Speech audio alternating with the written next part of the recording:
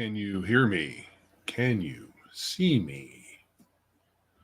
I believe we are now live, with not very much fanfare as we normally do around here, which isn't really that much, but it took a bit to get started, and not really sure um, how long this is going to last. I'm having a lot of technical difficulties with my computer, lots of crashes. So if I suddenly disappear, you know why. Um,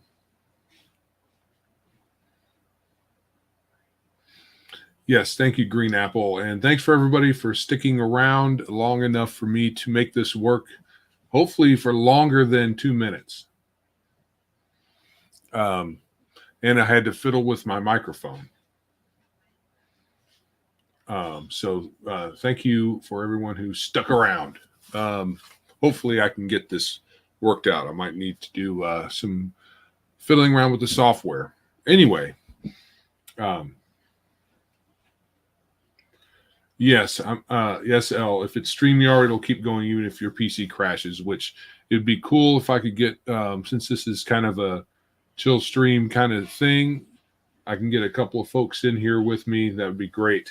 Who can carry on the conversation if I drop off the face of the earth again. And Martinson, yes. Saginaw and Midland has a Target. I didn't know that theirs was still open. The one over that we had here in Bay City closed a while back.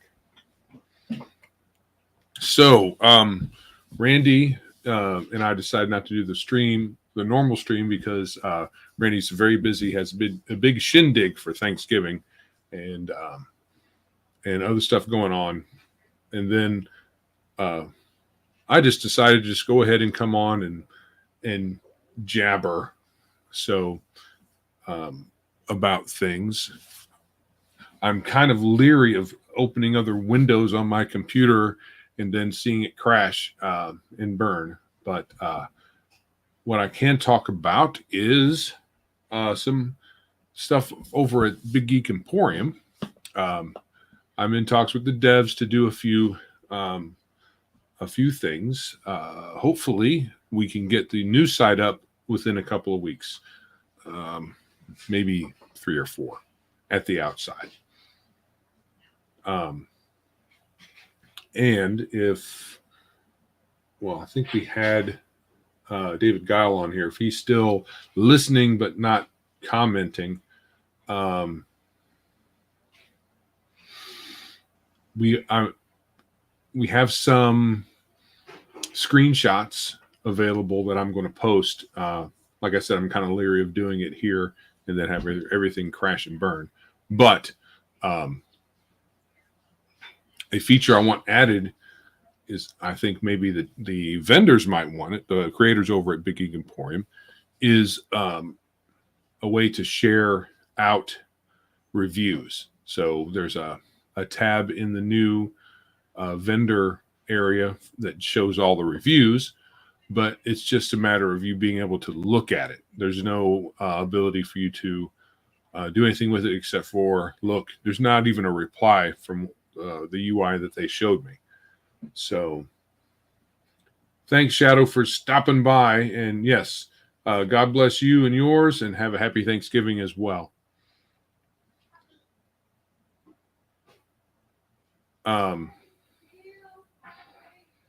So yeah, David, since you're there, would you think that in the UI, it basically has a big long list of different reviews that you can look at for your various products, but nothing you can interact with. So at the very most, hi, Phone Guy. Hello, Phone Guy, and anybody else from DVR Army who's lurking. You can make yourself known. DVR. Yes, DVR. That was my wife. I don't have the. Oh, well, they could have heard you anyway. My mic is live. DVR. Oh, there's Shushu. And Blue. I think you're trying to say blue with your I3. Blue. Is that hacksaw? Yes. So being able to do more.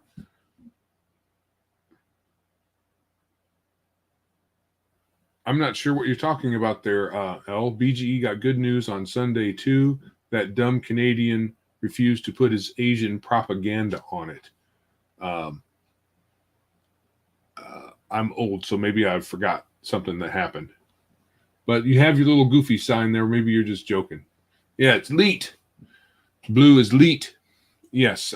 So I think that it'd be good for the vendors and the creators over on BGE to be able to interact in some way with the reviews, at the very least, to be able to share them out, maybe comment on them, but just being able to look at them.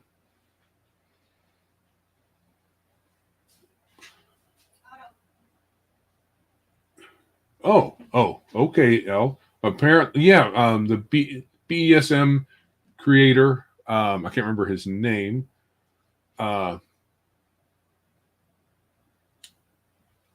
heard that he was going to get asked by someone else. It wasn't me. It was Max over at Legion of Myth said, "Hey, I'm going to say something to him about it." And apparently, yeah. Oh, yeah, that guy. He's stuck up, eh? Oh, well. Oh, it's that. Oh, he's talking about BESM. He didn't refuse. He just wanted to, did not want to lose his exclusive discount with drive-through. According to Green Apple, I understand that. There's almost no reason for anybody who has an exclusive over at drive-through to lose that over coming to BGE, unless they're already not getting that many sales. But I'm sure his company is getting enough that losing 5% would be a detriment to his bottom line. It's kind of a chicken and egg thing.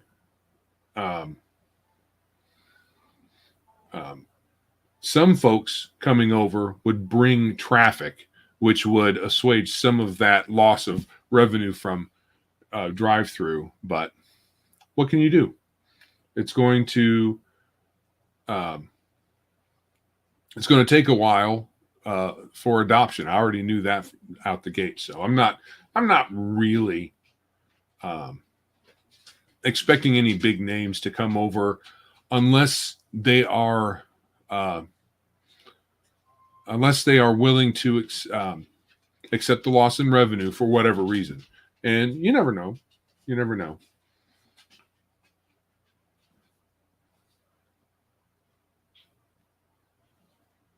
So, right. Yes, David, reviews. So, yeah, being able to respond to them. It'd be cool to even have some way to rate them, I thought. That way, people who just put up reviews that are like, this sucks, man.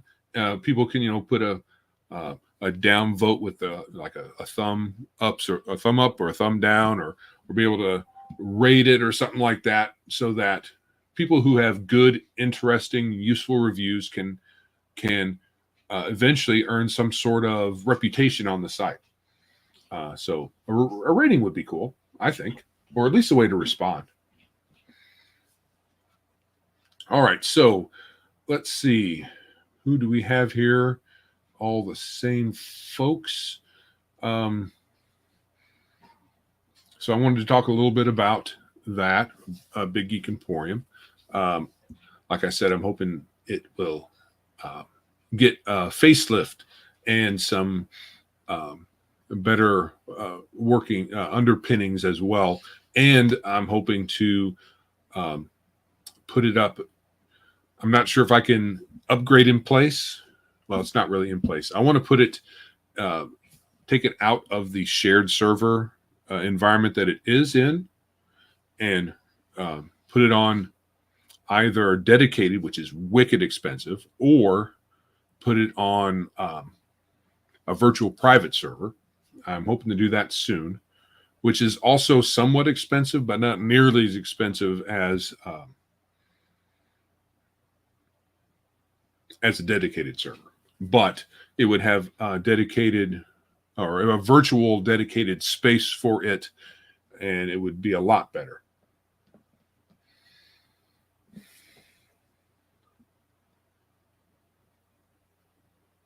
So, since this is a bit of a chill, what would you guys like us to? Hopefully, at some point, I can get an us in here, someone else to talk with. But what topic would you guys like me to talk about? There's the Bobs are switching over at Disney again. So Bob, okay, let me get this. Hopefully, I don't get this wrong, but you never know. Bob Iger. I can't remember who's the new one and who's the old one, but the Bobs are switching. The one who has been gone for years coming back. Some are thinking that the old Bob is going to make things better, although I don't see how anyone can have any real confidence in him, since most of the junk that they've been putting out was under him anyway. The other Bob, it's only been there a year. So, I mean, they put out a few movies and whatnot over the last year. Okay, so Iger is back in. Chapek is the other guy. So Chapek is out. Iger is in.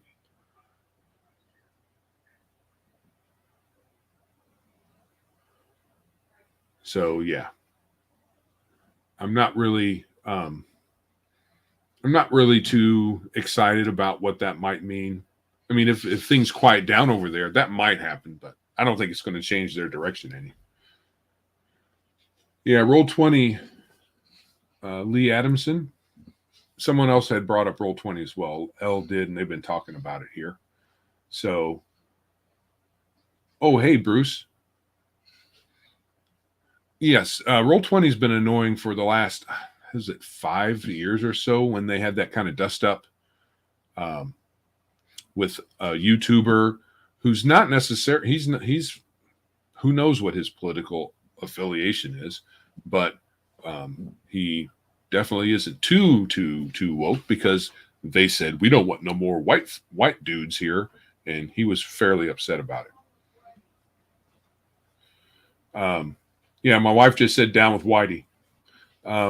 Hey, Bruce, it would be wonderful for you to help out here. So if you want to step in, if you're not able to, that's cool as well. Just give me a high sign and I can get you in here. That way, if I crash and burn like I've been doing for the last hour, there's someone here to yak at least, or at least watch you paint.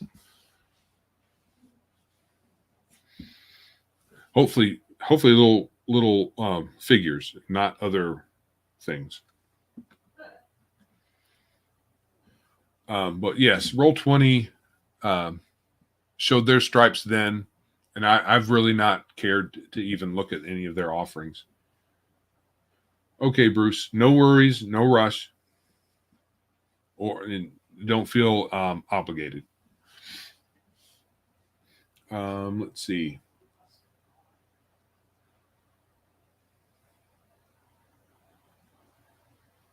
Oh, well, people.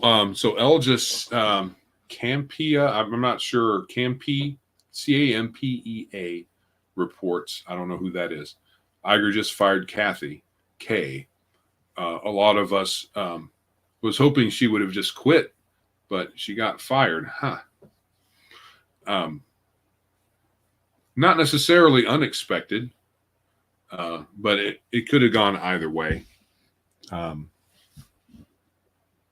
Depending on where he stood, and apparently he's not happy with her direction with the whole Star Wars franchise, because that's pretty much all she did there. As far as I know off the top of my head, I don't think she's doing anything else. So at least going forward, hopefully, the Force will no longer be female, because that was her thing. Campea. Okay. Yeah, I've never heard of that fella. Is he a YouTuber or is he just a technology reporter, or I guess it would be media or something like that. Yes, I have not watched anything from Doomcock in a long time. He is entertaining.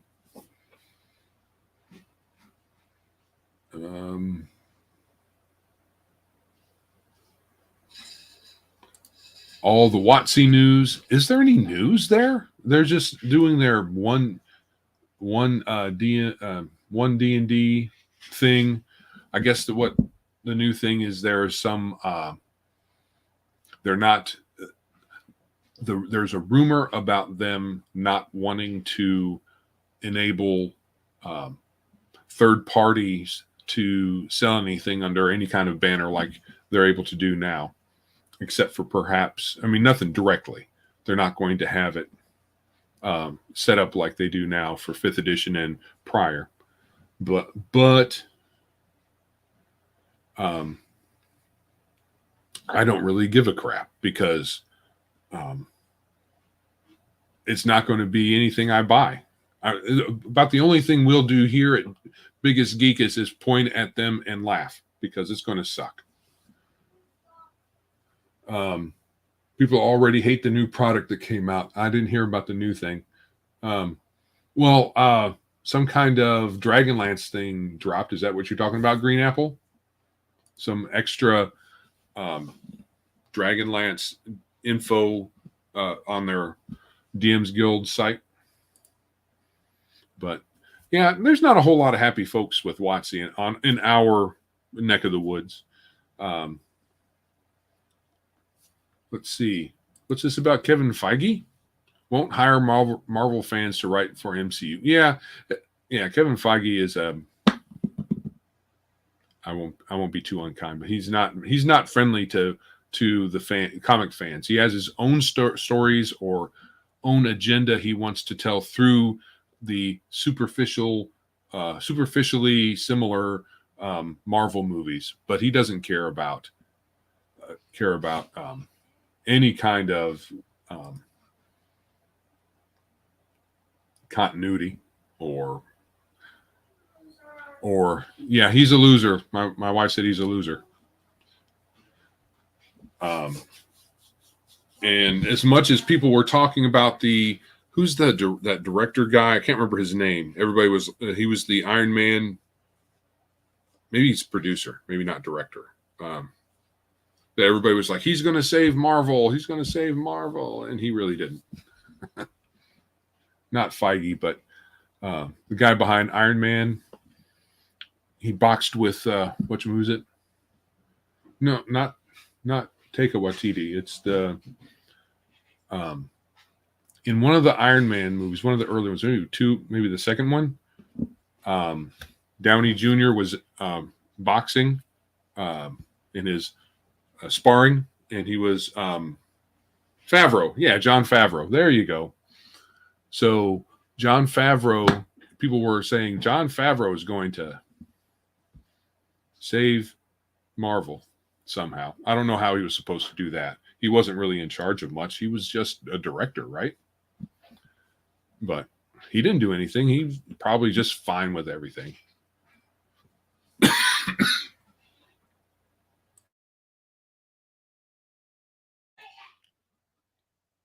Stop it. My wife is mocking my coughing.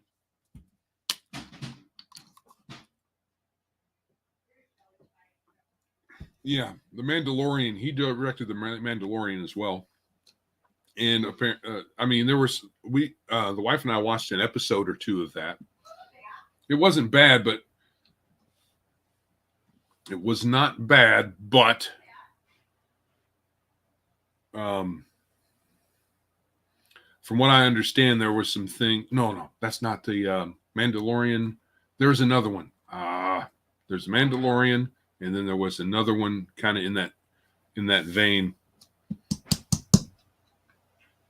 Anyway, he didn't save anything. So I need to get Bruce a link.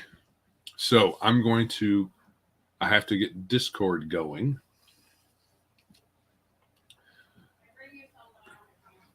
Let me see, invite.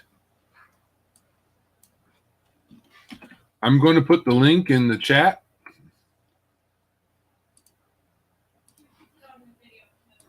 Andor, yes, thanks, Martinson. Andor. That Andor apparently was kind of a mess. Not Andor, no. Boba Fett. It was Boba Fett.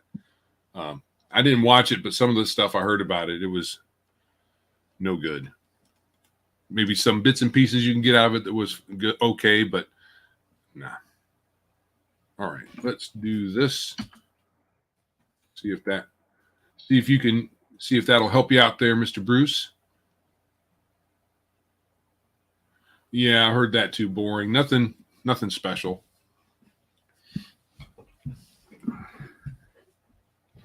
All right. So hopefully in a little while we'll get joined here by Bruce, and we'll have a bit more lively conversation than me and the screen. And you guys, even though this is fun so far. So yeah. No, I'm not a Disney Plus guy. I'm not a Disney guy at all. I think if Disney failed and broke up into smaller companies and someone kind of bought their older material separately from the newer material or just the old IPs and then re-release, let's say, everything from before the 2000, maybe 2010, and then started creating things in that same their old school vein, then it might be worth something. But right now they just follow all the trends, and then every once in a while they'll release a movie that will bait folks on in our neck of the woods, and we'll all agree it's good, it's an okay movie, but the rest of their stuff is just, all the trends, all the trans stuff, all the woke stuff. It's not worth it. Like a lot of other studios. Now, what I haven't done is gotten a subscription over there. Not Blaze. There's a short political dude, Jewish guy, talks really fast. Daily Wire, yes. The Daily Wire has a production studio. I haven't watched any of their stuff, but I also haven't heard anything amazing about any of the movies. The only thing I've watched out of that was What's a Woman, which I can't say I enjoyed it, but it was well done. The only baiting, according to Elle, the only baiting done with the new D&D movie will be about the Druid girl, I guess. But if they ever release it, it got knocked back another 2 or 3 months. So we'll see. I'm not running out to see it. No. Daily Wire dude. But I wasn't really talking about him, just to the network that they have where they're making movies and they're gathering podcasters. Jordan Peterson, his podcast, he has half-hour bits that are behind a paywall. The good thing is it's not substantive. It's just more biographical stuff on his interviewees. But Ben Shapiro is who I was trying to remember. Matt Walsh, I don't think talks fast. Ben Shapiro, you could put him on half speed and he'll sound normal. But does anybody here subscribe to Daily Wire and have seen anything beyond What's a Woman? There was that Western that they put out with Gina Carano that I think the only reviews I heard, that I can really trust, I think they were saying it was okay. Some people complained that they made her too tough, but yeah, I'm not in a rush to subscribe to their service at the moment. I'll wait for people to say, hey, they got a lot of good stuff over there. You need to join up. Because at this point, it's going to be a waste of money.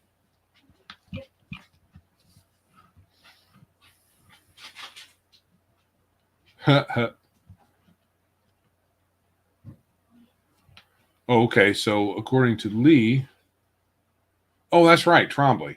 Yeah, we have a friend who obviously has that, so I need to ask him. According to Lee, it was a good movie. He thought typical low budget Western from the 70s in feel, which is good. I like the old spaghetti Westerns. Yeah, but I like that kind of thing. He says as well. Yeah, so if it's like an old Clint Eastwood spaghetti Western type deal, or if it's more like less spaghetti Western, more traditional Western, that's cool. Cal Vanoni says, I don't pay for it. I'm subbed in YouTube. So you subscribe, you do the YouTube Red thing, Cal? Or are you talking about something else? I have YouTube. YouTube has so many commercials, or they did. We haven't watched too much of it since the elections, but during the election cycle, YouTube's ads went. It seemed like they doubled, but it might be just our tolerance for them has halved in our level of tolerance for commercials. And right, I have a Roku, and the commercials on that can be very excessive for the free stuff. I was watching a old kung fu movie last night with my wife, and wow, so many commercials. Some of them right in the middle of a fight. It was most of them were not, but one or two of them was. Although, to be fair, the old kung fu movies from the 70s from China, they really they could have long fight scenes, especially the one at the end where the good guy and the bad guy meet up. Yes, spicy meatballs. So Green Apple says YouTube is unwatchable without ad block, in my opinion. 2 to 3 ads every 5 minutes. So I thought YouTube got around ad block some kind of way, which is why I hadn't. I was about to. Well, actually, I'm watching YouTube on my TV, not through a browser most of the time. Hola. Can you hear me? Yes, I can hear you. Awesome. Okay. Now that I've got a partner here. Happy Drinksgiving to you. No homo. No homo. I got to put in my headphones. Why? Okay, here we go. So what you got there? Oh, this is a Shiner beer called White Wing. It's like a Stella Artois. Some of you like Stella. Is that a local or is that a national? It is probably more of a local, but they sell Shiner Bock on a national basis. And I bought 6.5 cases of their 12-pack called Heat Wave on Saturday, because they had it on sale at a local liquor store for $7 a 12-pack. That's $12 for a 6-pack? No, $6.99 for a 12-pack. For a 12-pack. Oh. So I bought a case for roughly $14. I bought 7 cases No, 6.5 cases, 13 total. So that's where I'm not going to buy another drink the rest of the year. I'm so good. Ah, you're stacked up, huh? I am. I have YouTube Red. And whenever I need to watch a movie, I go to bing.com, the search engine, and I do a search for that movie, and then I do a video search for that movie. And I look for the ones without the fucking dollar signs on it. If it says .ru, typically that is where I will watch it from. I know that sounds terrible. You're not paying for movies, you're watching. Well, I could put it in a DVD player, but I'd have to hook it up. It takes me less than 20 seconds to find it. Right. Yeah, I've debated getting YouTube Red. I don't really want to give YouTube any money. Don't tell them. Shh. Okay.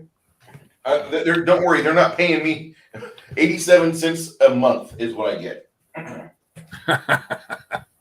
But I'm not going to see that until I hit over $100 after, what is that, 117 months? But Tubi, Pluto, those two are really good to watch movies on. I find a Russian channel every once in a while, and I'll still watch movies on that. This last movie I watched, The Last Starfighter, I have the DVD of it. I just don't want to hook it up. I'm lazy. Copyright law says you can make a copy of it. So, Of what? of the media that you have. So Okay. I just basically, if somebody complains about the movies I'm watching, I just bring out the DVD book that I've got, and I've sure. got a lot of DVDs. Yeah, it's if you already have the disc. I mean, what does it matter? No, it doesn't. I've already paid the director for his services. Good to see you, man. Happy Good to see you Thanksgiving. too. And to you. I Your use plans? Well, we're going to go down to Corpus for the weekend, or for the holiday itself. Friday we'll be back probably about midnight that morning, but we're going to go down and see my cousin and her daughters. Her sons are on a cruise with their dad, so Work Friday morning. the wife tells me that she has to work Friday morning, so we'll be back before midnight.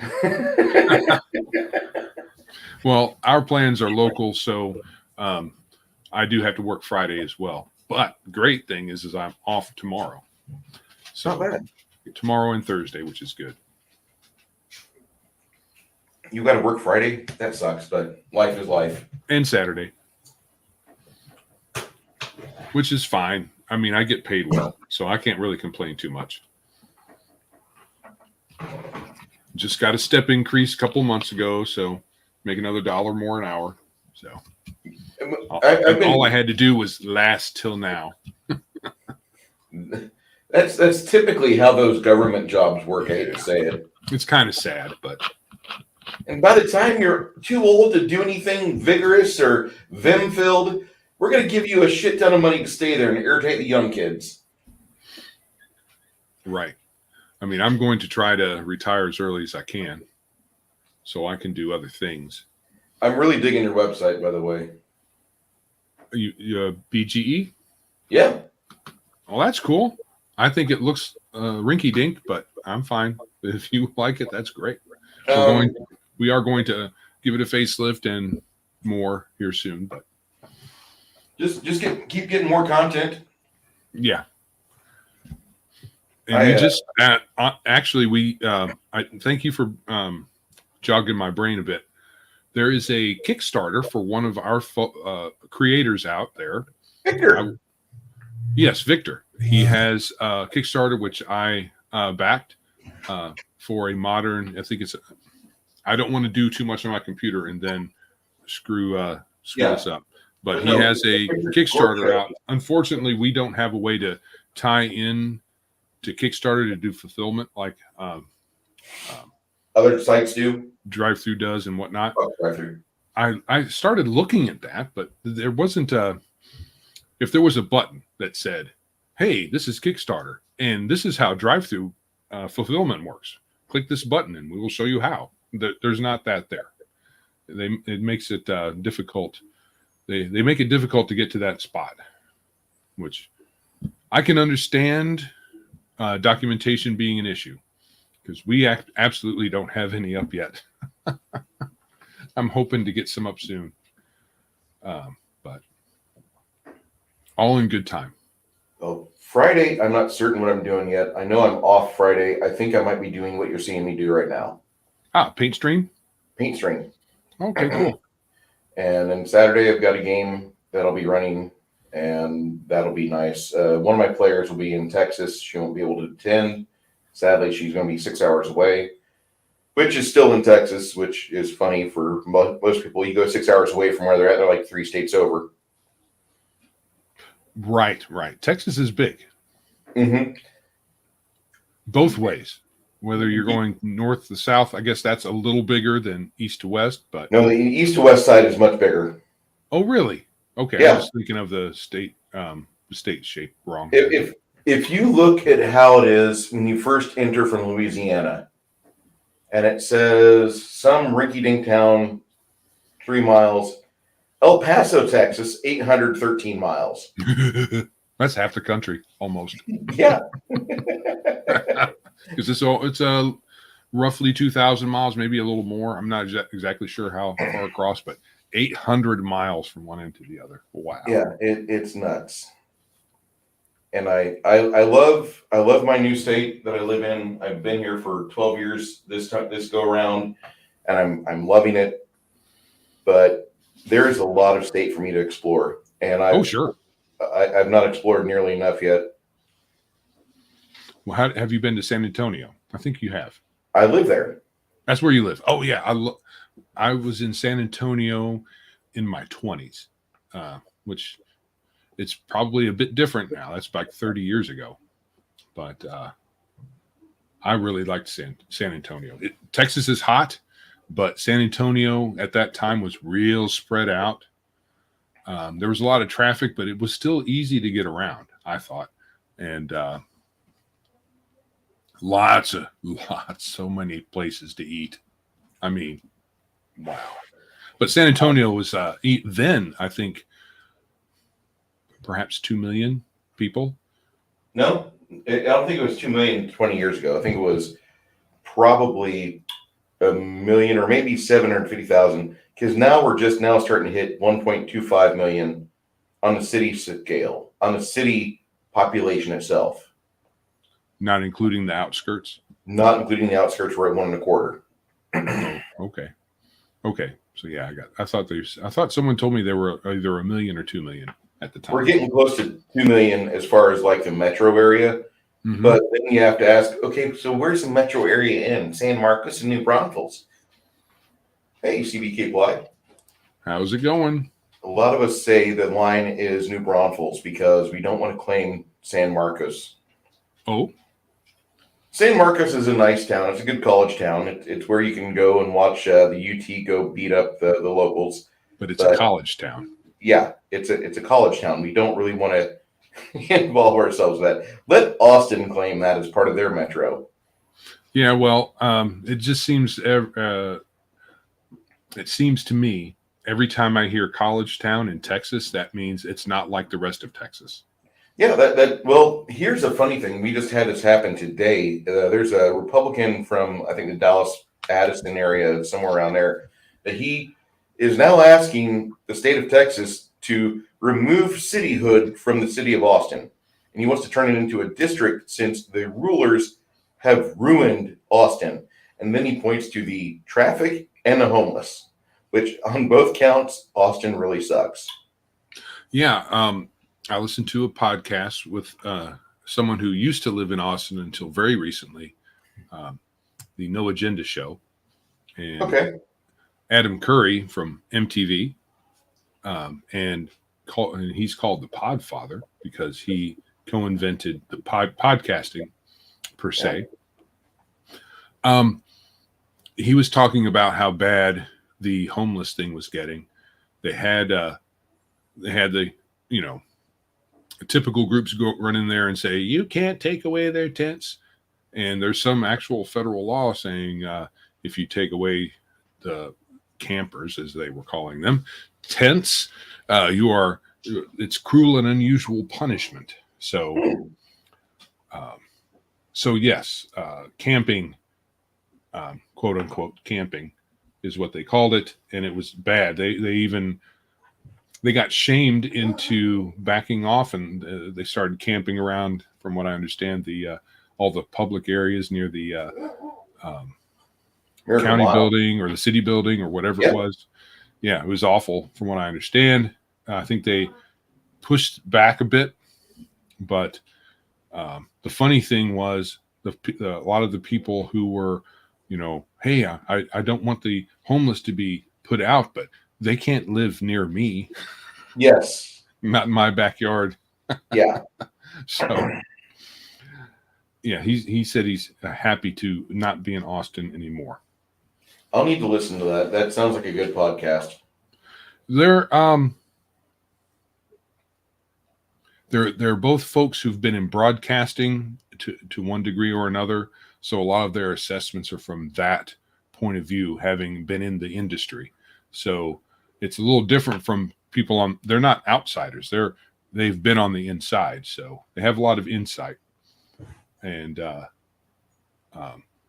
though Adam's a little bit left, he's pretty much not really associated with any.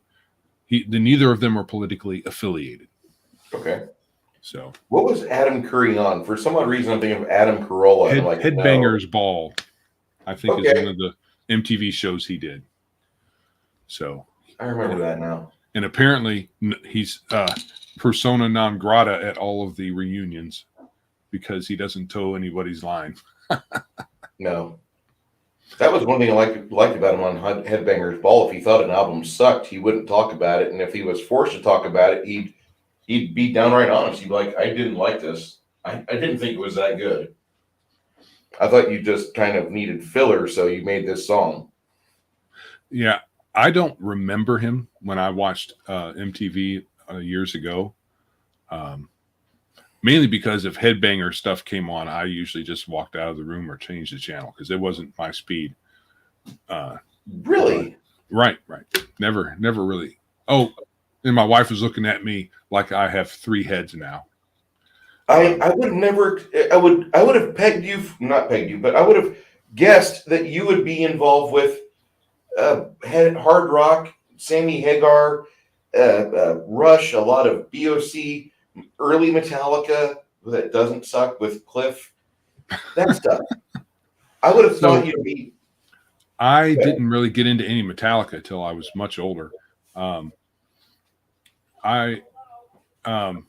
wife just said they sold out. 1991, honey. So yeah, she probably agrees with you. So yeah, I liked some of the music, but the Headbanger kind of aesthetic was always kind of a joke to me. So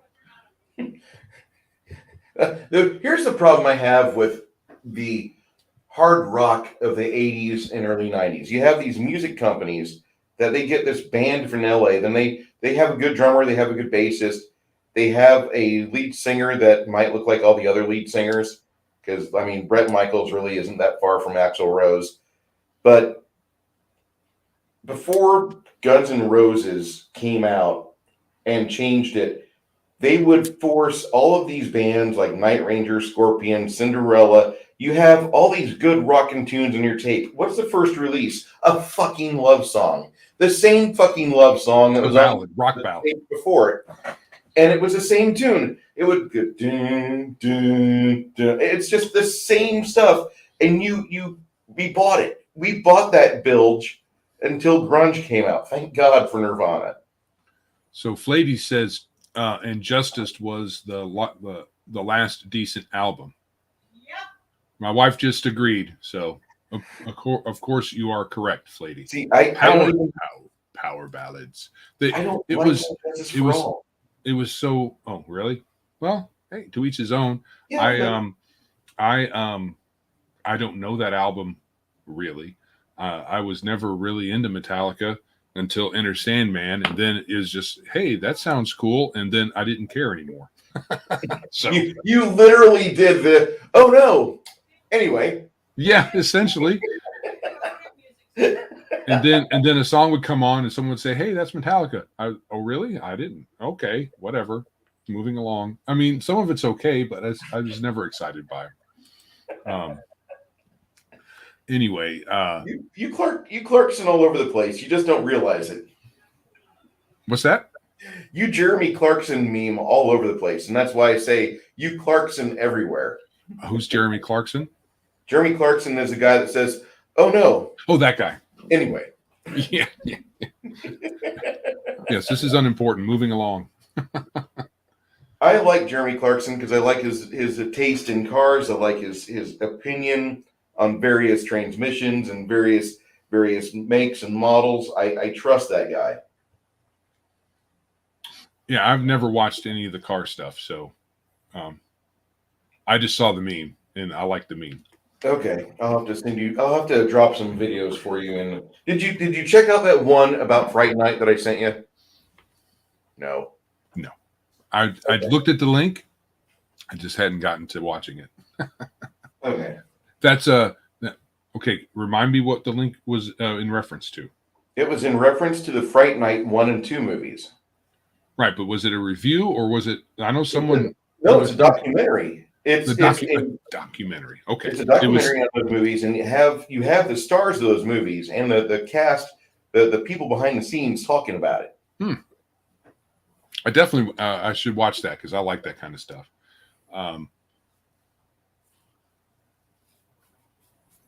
Mainly for the first one. The second one,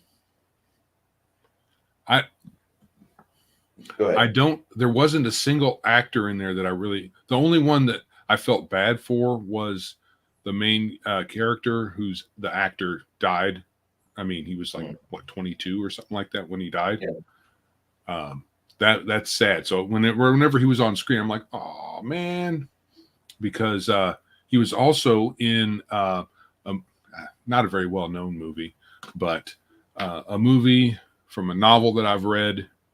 I can't remember it, but anyway, I was like, oh, this is all right, except it didn't really follow the novel very well, but it's okay. But I was like, oh, hey, he kind of seemed to have some chops. Okay. And if he had been around long enough, he probably would be a well-established actor at some point. You would have probably been able to shake the Chekhov thing pretty easily, especially since most people have forgotten most movies at this point, I think. I mean, they're not nearly as good as in some ways they're better, especially special effects. And some of the acting may be better, but the movies, I think, taken as a whole, especially the third one, not so good. But I don't think I saw the third one. Yeah, you didn't miss anything. Yeah, I liked Evil Eddie in the first one. Yes. The second one, he died so quick. And then I only got past the first 40 minutes, so I don't know if he made a reappearance or anything. But see, I saw part 2 first, and I liked it. And then part 1 was on television. Anton Yelchin? You're not talking about him, are you? Yeah. He was okay, Chekhov. Yeah. Chekhov. Yeah, there's another movie he stars in with Jean-Luc Picard. That actor, Patrick Stewart. They're in a movie together? Yes. I didn't know about that one. Hey, Powder Puff Nerd. Now, let me check IMDb and see what I can find, because there's a really good movie that those two were in together. Oh, that'd be cool to find. My respect for Patrick Stewart has waned a bit. Ever since Picard season 1. Before that. I didn't pay attention to him. I wish I didn't. Some actors need to not talk unless they're given lines.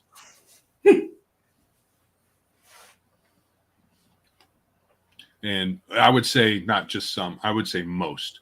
Um, don't talk unless you are, talking about the movie you're in, talking in the movie you're in. After that, before that, we don't want to hear from you. But yeah, Anton was also in a movie. I think it was made. He was on one of the cable networks, and Green Room. Yeah, The Green Room. Okay, I have to take a look at that. Is that about the Green Room is that about like movie production or I television? don't think so. I think it's something different.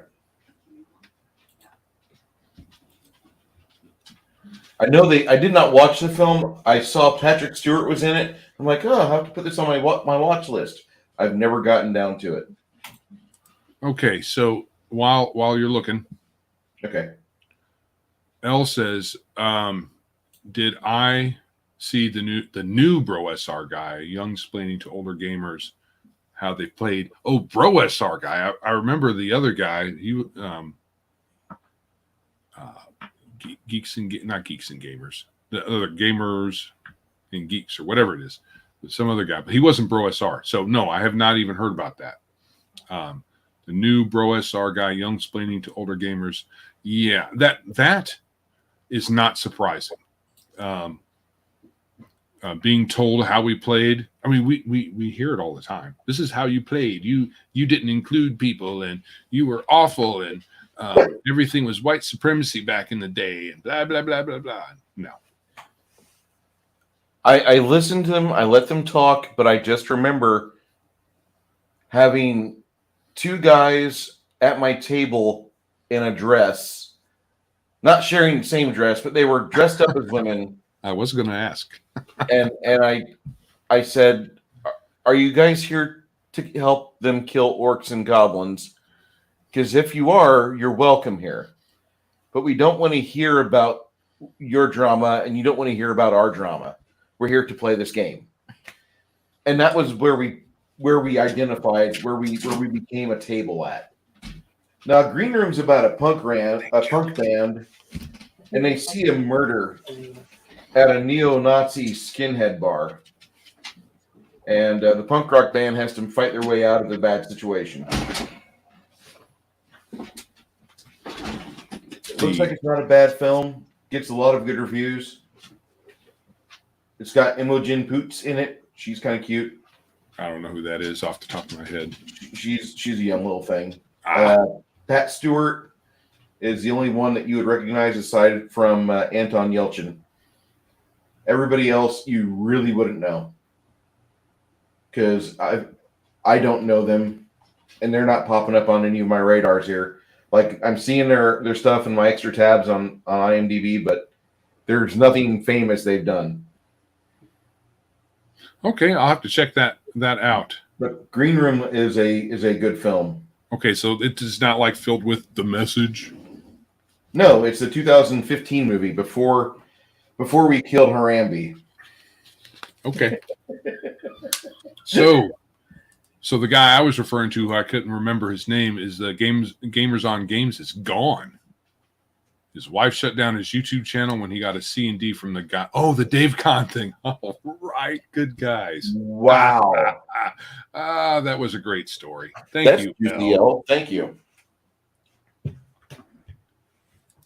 I mean, he just messed with the wrong folks. And folks who were willing to fight back. And his wife shut his YouTube down. That's funny.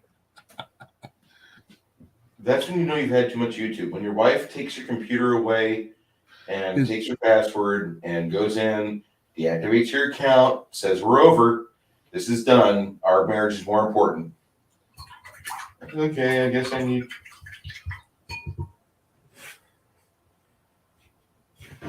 Yeah, Flatey, these guys didn't wear a dress as a gag, though. They were wearing a dress because they were expecting to go out in drag to some sort of show or event. And I guess it turned out to be a joke because Decatur, Illinois is not really drag friendly. And they were walking along the sidewalk not far from the bar they were supposed to be at. And instead, they saw a bunch of us playing a game around a table, moving figurines, figure that out. And then they came in because the door was open. It was wide open. One of them became a regular gamer and then started dressing like a man again. The other one moved to Champaign, Illinois, and I don't know what happened. It was never heard from again. Yeah, basically that's exactly what happened with him. We never heard from him again. Decatur was too dead of a town. You know, that's a lot of people will say bad things about small towns that don't have much going on, quote unquote. Sure. But the bigger towns that have all that stuff going on have all the problems. Tonight, I was involved with a vehicle accident. And I'm trusting the other person is going to adhere to their promise of, no, you got a little scuff on your car. I got a little scuff on my car. I'm going to buff this out. Please buff yours out. Dude, you hit the same spot on my car that somebody else hit. So I'm just going to buy a new part of that car and put it on. I don't think this is going to be an issue. Well, how they hit it before? I was parked at a store and they backed into my car. Well, okay. That's friendly. Yeah. I'm like, dude, I'm going to trust you on your honor. Trust me on my honor. I'm not going to say your name. I'm not even taking down your information. If you want me to, I will. But I'm going to trust you don't need it. It's like, no, I'm good. Okay. So getting back to the Bro SR guy, do we know who that was? Is it a YouTuber? Was it on the fake space known as Twitter? That has actually gotten a little more fun since, well, who knows what Elon's really going to do with Twitter. He's said, I'm a free speech absolutist, but says hate speech isn't welcome. So I don't think he understands what that means. Either one. I don't believe him. Hey, DM James, I'm in San Antonio, not Illinois, brother. Oh, so Bro SR guy is Super Geek Mike. I'm not sure if I've heard of him. Kind of rings a bell. He made a video after watching half a video from Questing Beast about AD&D one-on-one time. Even the wokes in Ian World were mad at him. You know, you got to be special if Morris gets upset with you after like their comrade meeting. Right. Yes. DM James. Hey, you want to jump in here, Mr. DM James? I'll throw you a link. Oh, I love whenever James in the same chat, same panel as me. He's a good guy. Yeah, if he wanted to advocate free speech, he would reinstate Alex Jones. Yeah, lots of people keep bringing that up, and he keeps saying stuff like, I don't know. And, you know, so many people. Okay. I'm no fan of Donald Trump. Okay. But when people go and say, you can't reinstate him, that man is dangerous. I'm like, no, he's not. He's not dangerous to anybody except himself and his calorie count. That's it. That's okay, DM James. That's fine. Fair enough. But I mean, the words are dangerous. Whatever. That's the part about it that I just laugh at. Whenever I hear somebody say the free speech is dangerous, we can't talk. We're not going to have a good time talking to one another. No. I mean, there's things that me and Connell fight about, and he's one of my better friends because he'll say something like, "I'm a conservative." I'm like, "What?" Wait a second. State your theory on free speech again before we go any further, Connell. Or you know, like what was it, Wednesday? I smashed him on a chat when I came in because Connell said something kind of crazy, and I'm like, "Hey, Connell, have you finished reading your DMG yet, or did you still leave it under your Bible?" And I'm like, God damn. Excuse my French. Oh, your mouth, not mine. Yeah. Sorry, James, before the funnies. Alex Jones is wanting Wilfred Brimley's job getting diabetes. Someone tweeted, how many people are going to die because of this? My response is literally 0. Yeah, I don't think Twitter really contributes to the national death count. Well, folks said that that Donald, of course, with the insurrection, another word that has lost meaning. Yeah, but you keep saying that word. I do not think you know what it means. Yeah, and he instigated it, and the tweets that people refer to, they don't, and right. Every time they point to a tweet and say this caused bad things to happen, you can't really connect the two, because it's not like the person who made the tweet addressed a particular person or group and said, okay, you guys go to this place and do this thing. I mean, unless you're talking about the Taliban, they do get that kind of thing. Yes. But most of when they're talking about American folks, it's always just some vague saying something like there's only 2 sexes or genders, which are the same. And you say something like that, oh, that's incites violence against people, whatever.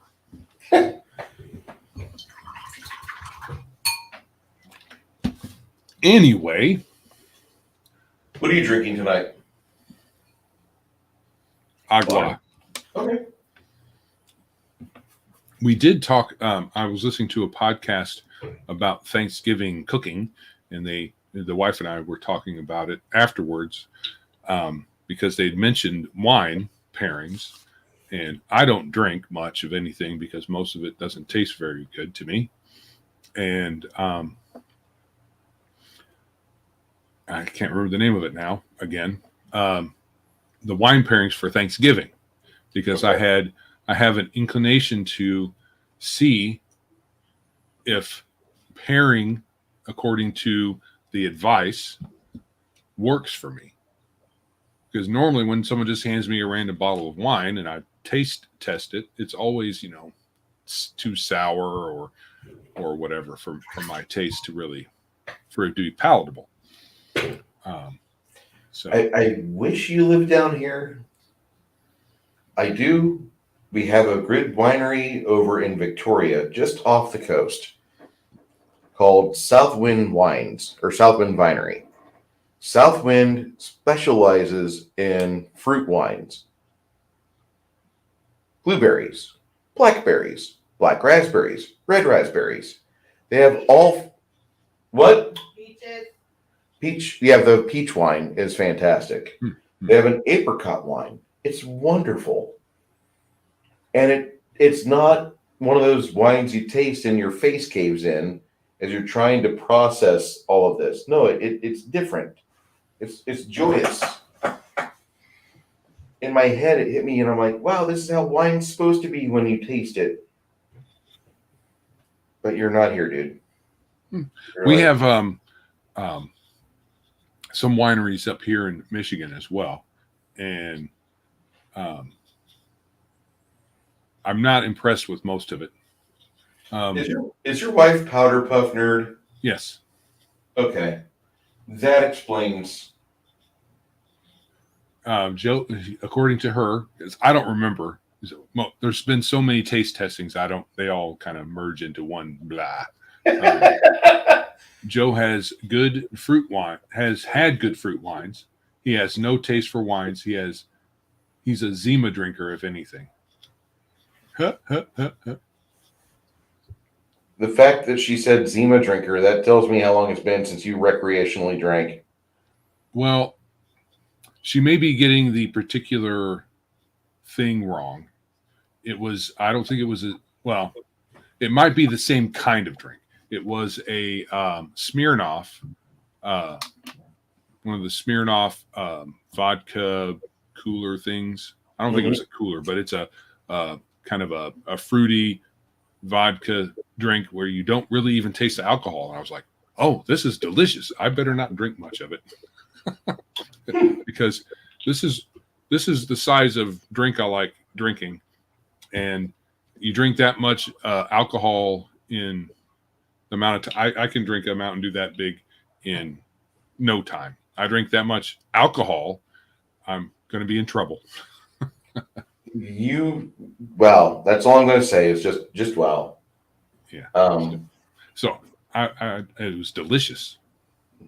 okay. And I'm happy you know what something good tastes like. That's a bonus. We didn't have that knowledge 30 minutes ago. but it's, to be fair though, it's not a liquor. It's not beer or wine per se. It's just kind of like a girl drink. Okay. Is what some people will say. I think Elle just said that. Yeah, Joe, you get white your girl wife wasted. just said you get white girl wasted. No, I don't let myself get drunk. So I've only been drunk twice and no more. It was initially feel good time. Later, not so much.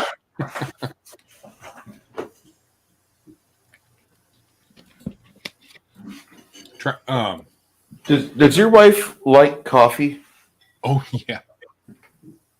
She really likes coffee, but I've been tempted to buy some coffees that have been recommended online from various, half the podcasters have a coffee that they will recommend, and then this one podcaster grinds her own coffee. I grind my own. I grind the beans. I don't make my own coffee. I don't grow it myself, but I will take it out of the bags and I grind it. Well, what she does is she orders the beans in bulk, and she grinds and makes blends, coffee blends that she will then sell.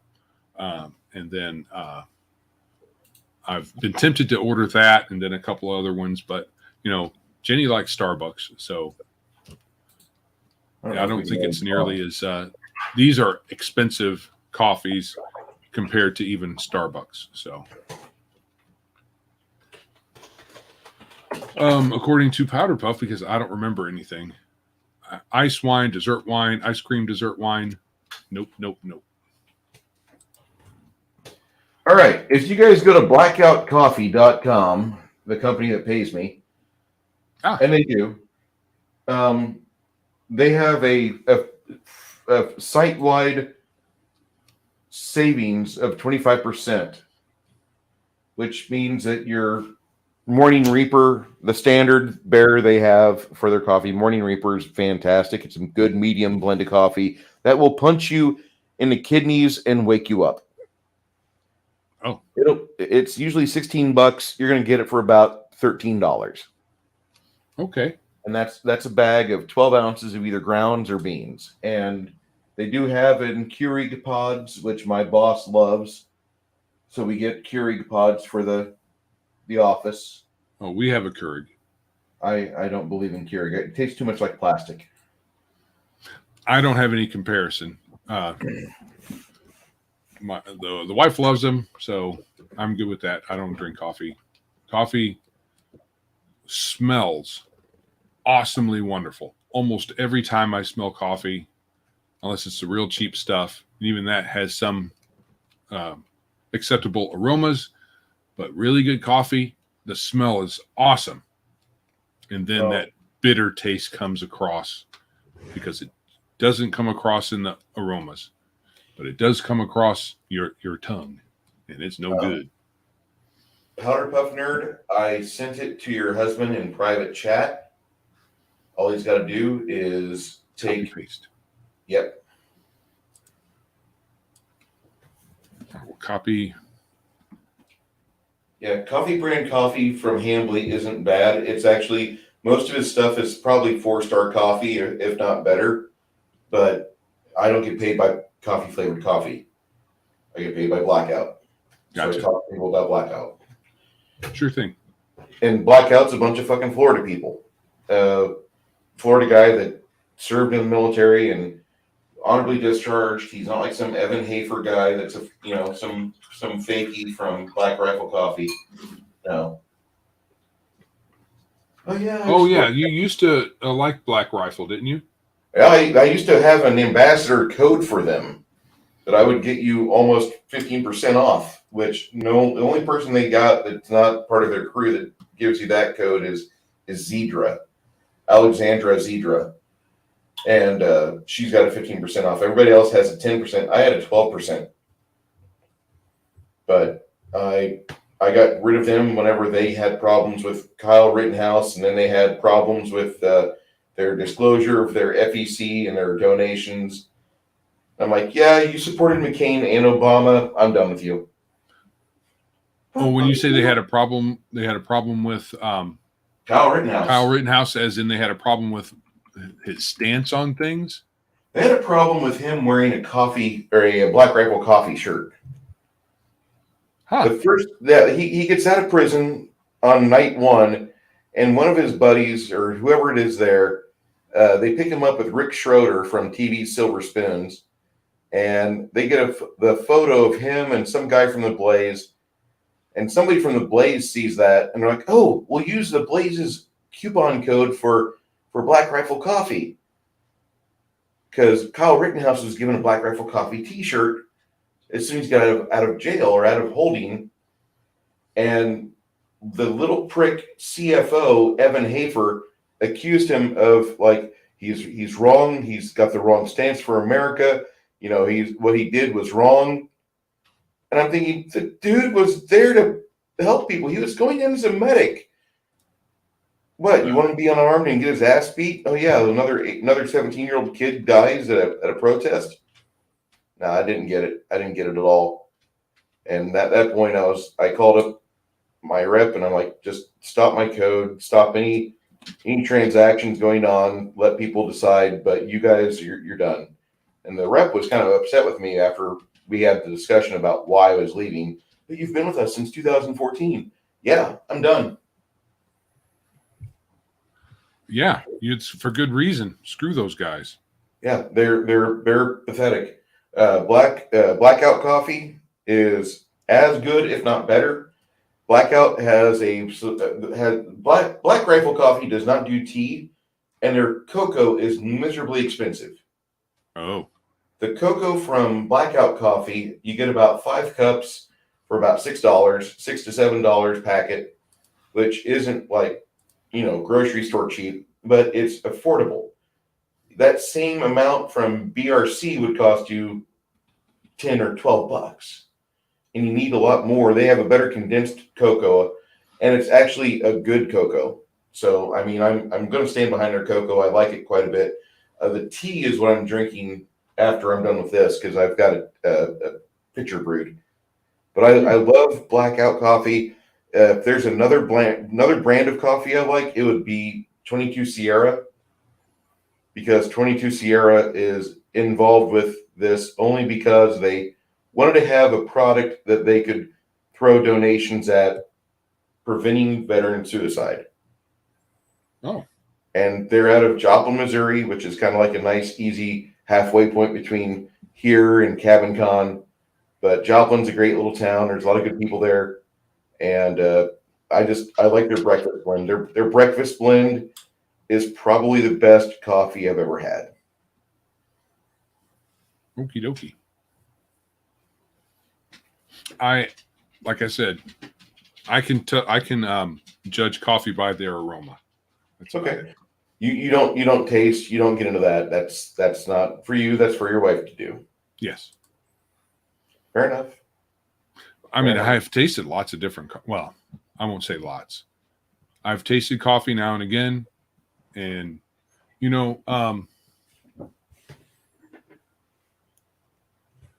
I've been told a similar thing with tea, because tea and coffee both have the same problem with the bitter part. It's just it's just more bitter than I care for.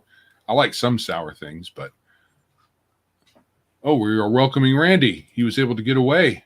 Oh my gosh. Hello, Randy. What's up, Bruce? Sir, I'm having a great night painting with my friend Joe. Surprised to see you here, but happy. Thank you for showing up. I know you were busy. All right. Very cool. The chat missed you. Yeah, well, I came in to saw my partner was doing his own thing, and I thought, man, I can't let him get all the glory. What's up with all that? Yeah, glory as in making people wait for 40 minutes while I tried to get my computer working. Oh, yeah, you were saying you're having all kinds of trouble. What's up, Patrick? We got quite a crowd tonight. Yeah, it's cool. So we're just chilling and chatting tonight, huh? Yeah, just chatty. Oh, hell. Look what he's doing to me. Randy, oh, you gonna hurt my feelings. You have to have feelings for them to be hurt. That's a good point. Yes. It's a quality. Now, whenever it comes to cocoa, I will like good cocoa, but I've got a tub of Swiss Miss to my left. Yeah. Because whenever you just want to feel like spoiled, Swiss Miss cocoa will help you feel like that. Well, a little cocoa every now and again. Yeah. My wife makes a mean cup of cocoa. The cocoa is great. Then she'll put marshmallows on top of it, and it'll be a solid marshmallowy topping, essentially about that thick and that big of a cup. And you're like, okay, let me take a drink. And the problem is that marshmallow top seals in all the heat, so it's lava underneath it. So the first time she made that for me, I was like, great, thank you. Oh, my tongue is on fire. So I had the second time I kind of forgot. So it took two tries to teach me to separate the marshmallows and let the heat come out, because ouch. Wait, you guys subscribe to Baron Ormontag, don't you? Huh? I thought I saw Powder Puff Nerd and Baron Ormontag's channel once, because I think he's a Minnesota guy. But he talks a lot of fantasy stuff too. I was on his channel once. I thought I saw Powder Puff Nerd over there. I'm like, wait, okay. I didn't realize you guys did a circuit. Wow. I have no idea who that is. Okay. Yeah. My bad. Now it's possible somebody else has got a similar name, but Possible. or maybe that fellow is part of the DVR army and she was over there supporting. I think he is. So who knows? He's a good guy. He kind of is in between. I met him through 24/7 Fusion Media, who's a friend of mine out of Atlanta. And they were on stream together, and then I got invited to do this on his stream, and we talked for about 3 hours. A lot of fun. What's his name again? What's the stream called? Baron Ormontag. Hmm. Tagge. Okay. I'll check it out. Cal is asking if the chill stream is back for Black Friday. I have no information with regard to that. If nothing else, I'll kick on a stream, but I'm hoping Max is on that night because I was absent last week. I don't know if he had one last week. I don't think he had one. Did he have for members only thing? No, that's right. He was ill. Hopefully he's better. He was ill, and I told Connell, just start your own stream up, dude. I mean, people will jump in. Yeah, sure. Oh, so this Friday, according to L, it's both. He has a, I don't know, an hour long or however long it is for members only. And then after that is the general populace. Yeah. All the unwashed masses. Mm-hmm. Yeah, well, I never get to be part of the member stream. It's too early for me. What's too early for you? I don't get to work from home. I can pop on after 7 Central, 8 Eastern. But before that, no, I've got to be in traffic. Then I got to eat, maybe shower. Yeah. I know that. Did he settle on a new time? Because I know I'm his podcast audio, which is about all I have time for watching or listening to. is a couple months behind. So he was talking about moving the chill stream up an hour or two, something like that, to an earlier time. Did he end up doing that? Yeah, it starts at like 6 if there's no member stream. If there's a member stream, he'll do that first. Then he'll kick on FNCS after that. Oh, okay. Is Gatekeeper still rotating around? I saw, was it Jade had one? Jade is done, taken over for the most part, which is good. Yeah. And he does a monthly meeting in Discord to talk with the other gatekeepers as to what do you want to focus on, what is the goals you want to set. Oh, okay. So I should get on there. He's got a very nice regimented mindset for helming this, and I wish him all the best. I think it's going to be great. Yeah. Hey, speaking of just random streams, you guys ever heard Diversity and Dragons? You ever listen to that guy? He's funny. Didn't He's he do funny. the Strixhaven Adventures? Yep. He did. He read a couple of those, and I think he could only make it through like 2 of them. And he's like, I can't do this any further. he had one today on some lady who used to be who works with Watsy some, and I forgot her name. I don't know. Some lady she claims she's because she's black, she can't be racist against white people, but she is prejudiced against white people. I'm like, oh, and he goes, oh, that's so much better. So when he says Diversity and Dragons, it's kind of tongue in cheek. Oh, absolutely. He's making okay. all kinds of stupidity. Yeah, exactly. Yeah, Diversity and Dragons is the greatest 2022 snark that you're going to get. Yeah. Tanya DePass. That sounds right. Tanya de something. Yeah. That's her name. I think her last name is what we're going to do. We'll give her a pass. She's absolutely a pass. She's not, Not a smash up. Who does that sound like, Randy? Cal says, no cayenne pepper for me. I'd be dead.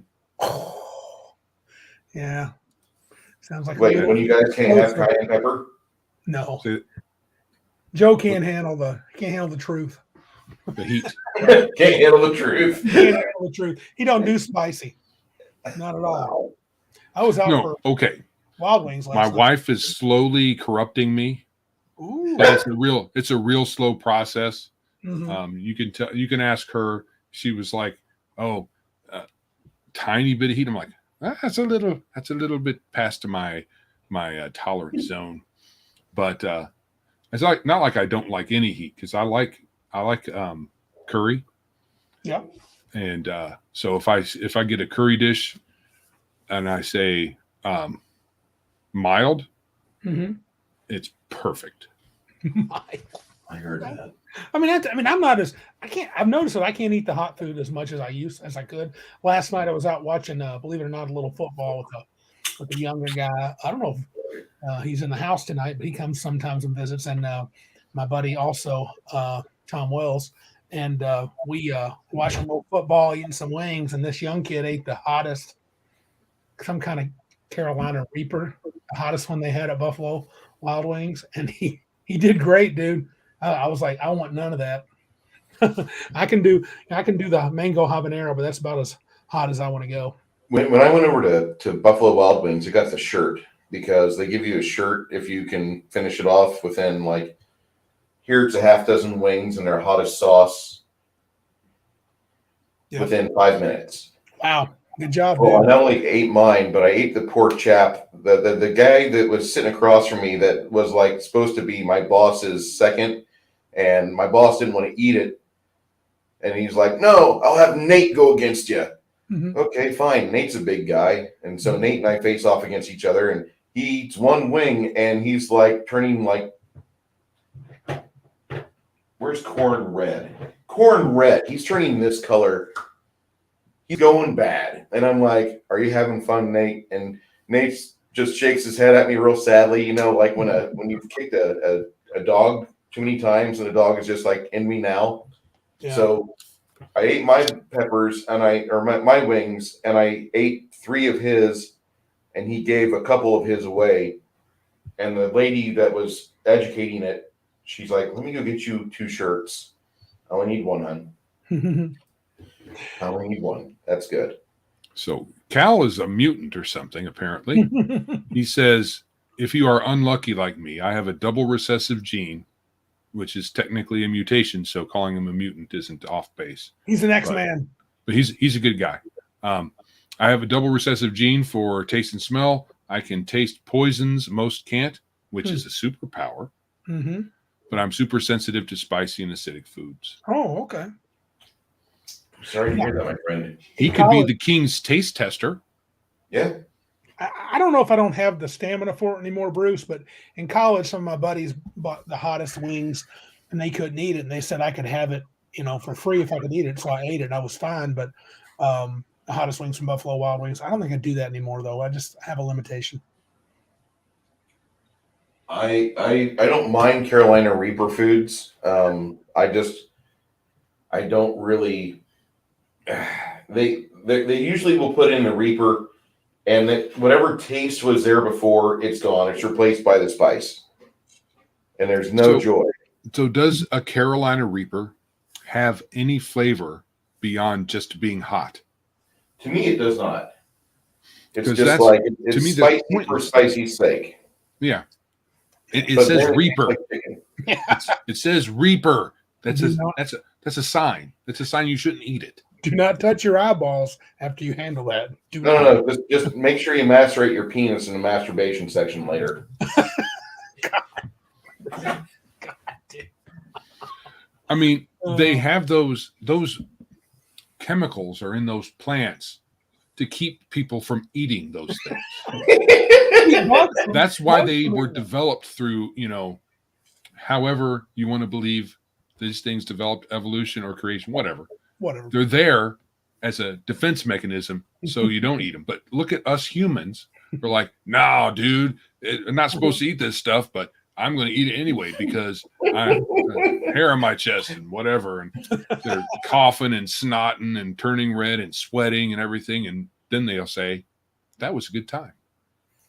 I think I'm a little over the edge right now, but I think in like 40 years, I think people will look at the things I said and are like, Bruce was just on the cusp of like getting 7 tiers away from where the edge is. The real good thing is whenever somebody has a Pornhub account and they eat hot, spicy foods and they take the camera to the bathroom with them and you watch the toilet get splattered.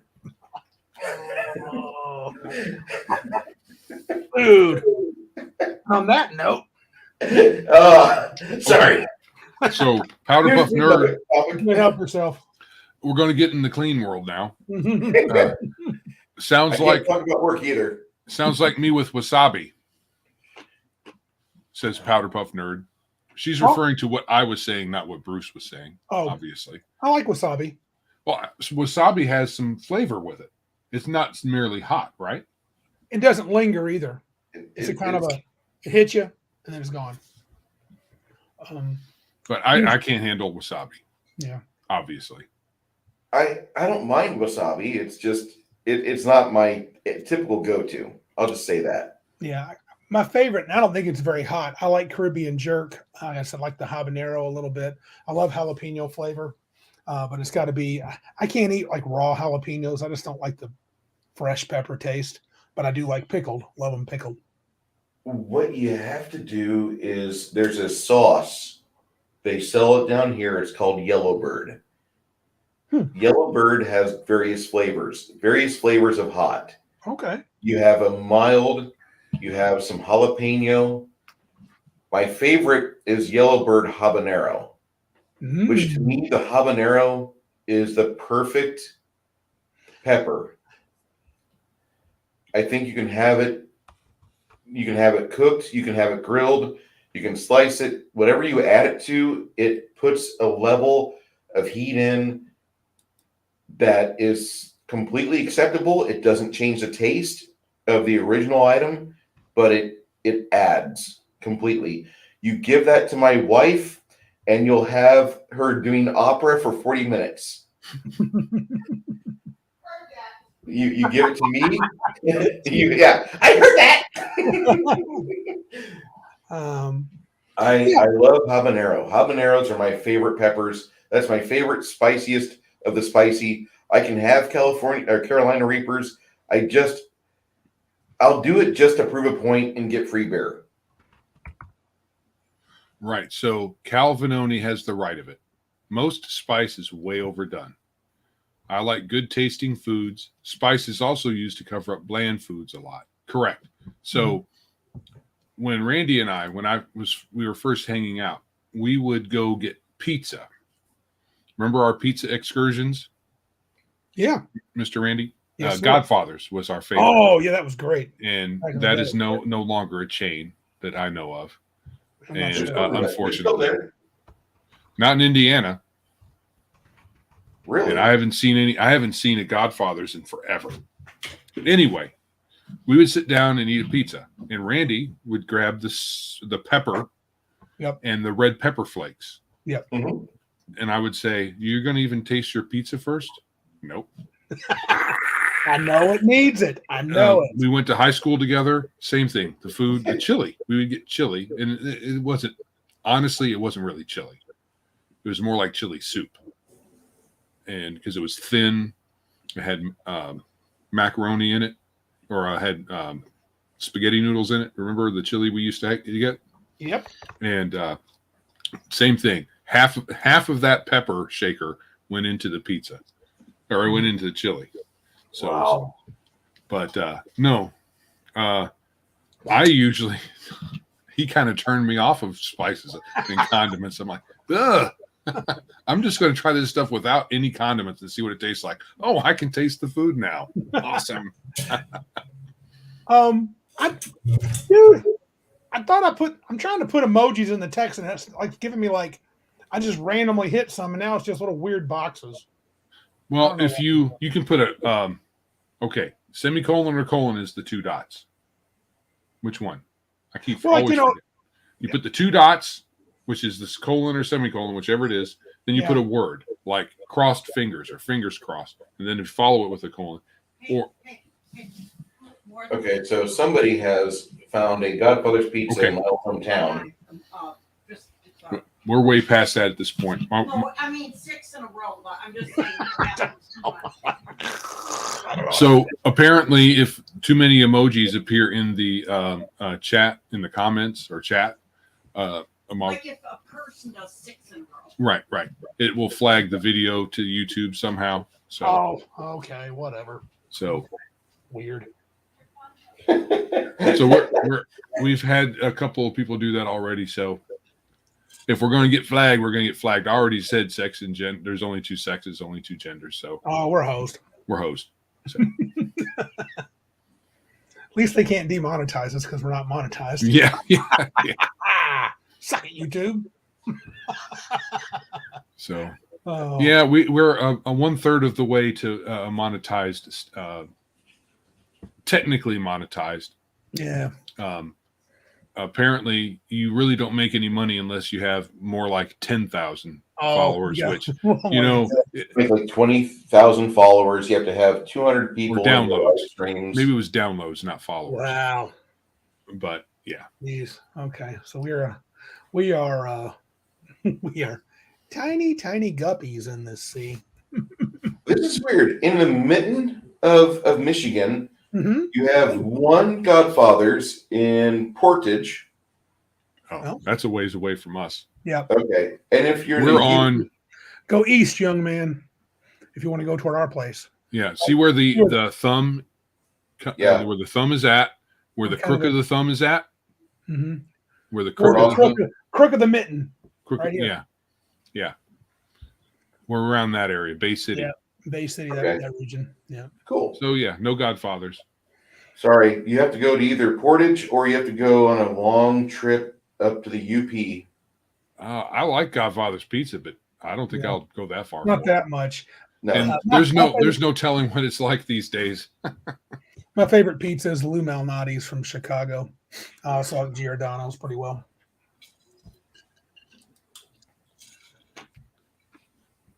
YouTube, F them to the moon. Isn't that Heathen Dogs? No, he's like F you off a bridge. Jump off a bridge Dan, with Dan. off the bridge with Dan. Yeah. I want to make a graphic for that using Captain Dan. Oh, But- Captain Diane. Yeah. But We like Captain Dan. We do. So is Dan? That looks great. Is that some player? Ooh, I want to bite. Oh, that's something you made, isn't it? Yes, it is. I Oh, made it's good, it dude. the other night. Is that olives or sausage on that thing? I got ham, black and green olives, and garlic. Got to pass on the olives, dude. Not my thing. Oh man, the wife was complaining about the infatuation I have with green olives has got to stop whenever she's trying to eat. I'm like, but I love olives and I drink olive oil, so that I'm Italian. Come on now. I'm not sure. I want a frozen Godfather's pizza. I have to reheat. If At that's what one he's talking time- about. At one time, you could get Lou Malnati's pizza delivered to you, frozen. It was a bit pricey, but it's the type of pizza that's got it's not thick bread, but it's a deep dish and it's got a cheese layer on the bottom. Then it puts a big thick. If you do sausage, it's a thick sausage layer. I mean, it's broken up a bit, but it's awesome. And then it puts the sauce on top. Randy, I'll give you my crust recipe and I'll let you play with it. Okay. And you tell me what you like about it. David Guile, he made pizza and he's like, this is better than what I could have bought. So he appreciated that. Well, we used to. Domino's is decent, still kind of decent pizza, Yes, even gluten free. See, we used to have a pizza rack for our toaster oven, and we would make a homemade pizza and put it on that rack and put it in the toaster oven. My mother-in-law, my wife's mother, obviously, came to visit. Not sure how long ago. And she said, "Hey, I straightened up your kitchen." No. Yeah, we can't find the pizza rack anymore, so we haven't used our odd pizza story. But yeah, it's gone. You know the baking racks you see at the bread stores or pizza shops where they have the vertical racking and the slide. Yeah. The slide rack, the slide trays. Somebody in a Legion of Myth stream or somebody in our circle was talking about how they have one of those in their miniature room and they put all their miniatures on the pizza trays and stack it all vertically and they can wheel it from the hobby room to the game room. Like, that's ingenious. Same kind of setup there. Yeah. I mean, I know a lot of Warhammer players that they've got in excess of like 60,000 figures and such. So, How many would you say you have, Bruce? Maybe 12,000. Are they mostly metals or plastics? Mine are about half and half. Anything I bought before 2012 was all either P65 or Reaper pewter or lead-free pewter. But now, I would say more than 2/3 of my purchases have all been these plastics or printed figures, which is plastic. Yeah. Does anybody make metal minis anymore? Reaper. Oh, okay. Reaper. Effing good minis. Who else? Yeah, there's metal out there. There's a lot of metal figs out there, but like Cal Vanani, if you let Cal go, he'll just type continuously people that make metal figures. And metal is better than metal is better than plastic. Is that generally true? You're going to get better detail on most metals than you will plastics. Okay. If you want to, put the link out there because Hungar the Starvarian might be ready to stream with you or stream with us. Oh, okay. And I'm not ready to leave, but having 4 people on stream is always nice. Okay. Rob Partha still does metal. Okay. I did not know that at all. Okay. I didn't know that Rob Partha was still alive. Yeah, me neither. I figured they were done. I thought they were gone. I thought they were like Thunderbolt Mountain. Yeah. So you weren't here for this, but apparently, Randy, you weren't here for this, but apparently, the big eye, small mouth dude, McKinnon, Yeah, was asked whether he would put his stuff up on our site. Mhm. And he said he was not liking giving up his exclusivity. Okay. Fair enough. Hey, do what you got to do. There's nothing we can do about it. I mean, people want that. That's great. If they don't, then, we can. I mean, I don't know what to tell them. I mean, we can offer so much and then that's it. I mean, I don't know what else we can do. We can only offer him the folks that won't buy off of drive-through. Well, we're hoping I think we're going to have some ads soon. Hey, I think Hungar's in. Howdy. What is happening, guys? Hey, I don't think Not we've much. met, but welcome. I'm Randy. I watch your shows. Oh, cool. Good deal. Good deal. Yeah, you've been in here lots. Okay. Yeah, no, that's all I'm saying. I don't remember him. I'm not sure I Yeah, I'm DM James's little brother. Yeah, I see Yeah, you on there sometimes. Yeah. What's that You look T-shirt like you're doing wearing there, better. fella? You were in the hospital for a while, right? Ever make mistakes in life? Let's make them birds. Yeah, they're birds now. Oh, Yeah. I love that guy. He is Yeah. awesome. I'm in and out of the hospital all the time. I was actually at the hospital yesterday. I was Oh. extremely dehydrated and my magnesium was low, so they had to pump me full of magnesium fluids. My body doesn't absorb electrolytes, Oh. Oh, so you need to go shit to happens. you It need to is go what in the it is. shop and get that fixed.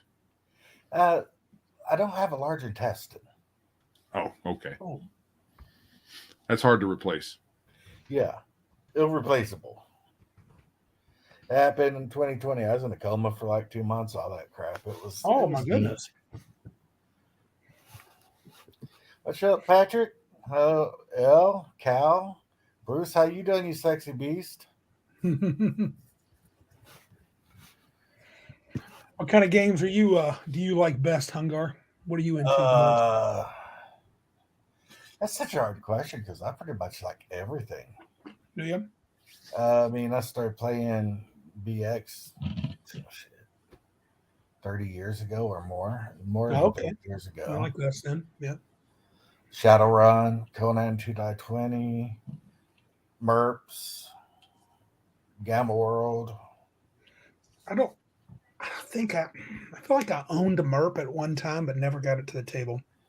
We played Merps so much when I was younger, like 16. We started a game of Merps one night around 6 o'clock in the evening. We were in my buddy's room. It was like 8 of us. Had the curtains closed. We opened up the curtains like, we haven't been playing that long. It's only 7. But it was 7 the next morning. Oh yeah, dude. We've done that Yeah. back in the day. Yeah, buddy. Remember that one time we went out to my aunt's, Joe, and we started at 9 p.m. at night.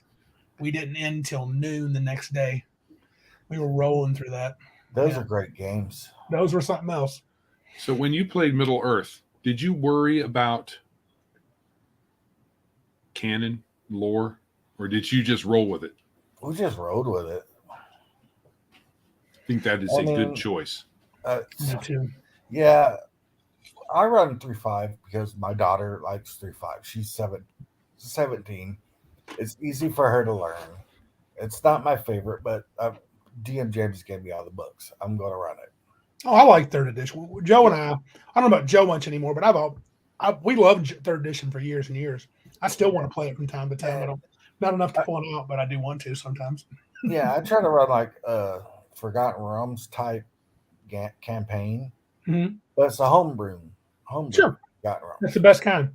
Yeah, I don't follow all the canon, and Dritz does not exist in my world. It's just So- my own thing. So I think I've come to a kind of a decision about all this canon stuff for comic books Mhm. and IP properties for movies and stuff like that. I think those are important Mhm. because if you go to a movie that has Lord of the Rings at the top, Yep. you're attracted to it because of Lord of the Rings, not some weird interpretation or take on it. But- Deconstruction. But when we're playing games, once it gets to our table, there isn't any such thing as having to follow any canon. unless that's what you want to do at your table, which would I think be a little boring. But so, and I don't think D&D has a canon per se. Yeah, You there's can't certain really things, claim that. like I don't allow player character druids in my games because I'm under the impression if you're a druid, you have a grove. Your job is to tend your grove. Bards are very rare in my campaign. You know, it's the basic classes: fighter, thief, cleric, ranger, stuff like that. And some people just don't like that idea. I'm like, hey man, if you don't like it, you ain't gotta play. Right. And it's the same with you. Like, if I'm gonna watch a Lord of the Rings movie, I want it to be by the books, as close as possible that they could get. Like, I like the Lord of the Rings trilogy. I didn't like The Hobbit because they changed so much stuff in The Hobbit. They took the smallest book and made it into 3 movies, and took the longest books and made them into 1 movie each. Yeah, So that I was had the issue a with huge that. problem. Being a Yeah, each of Tolkien those fan. books had part 1 and part 2 Yeah, because they had so much going on. Yeah, but it's like the new Lord of the Rings stuff, the One Ring or whatever the heck it is. Rings of Power. Yeah, I'm not going to watch that. I have no interest in it. Nope.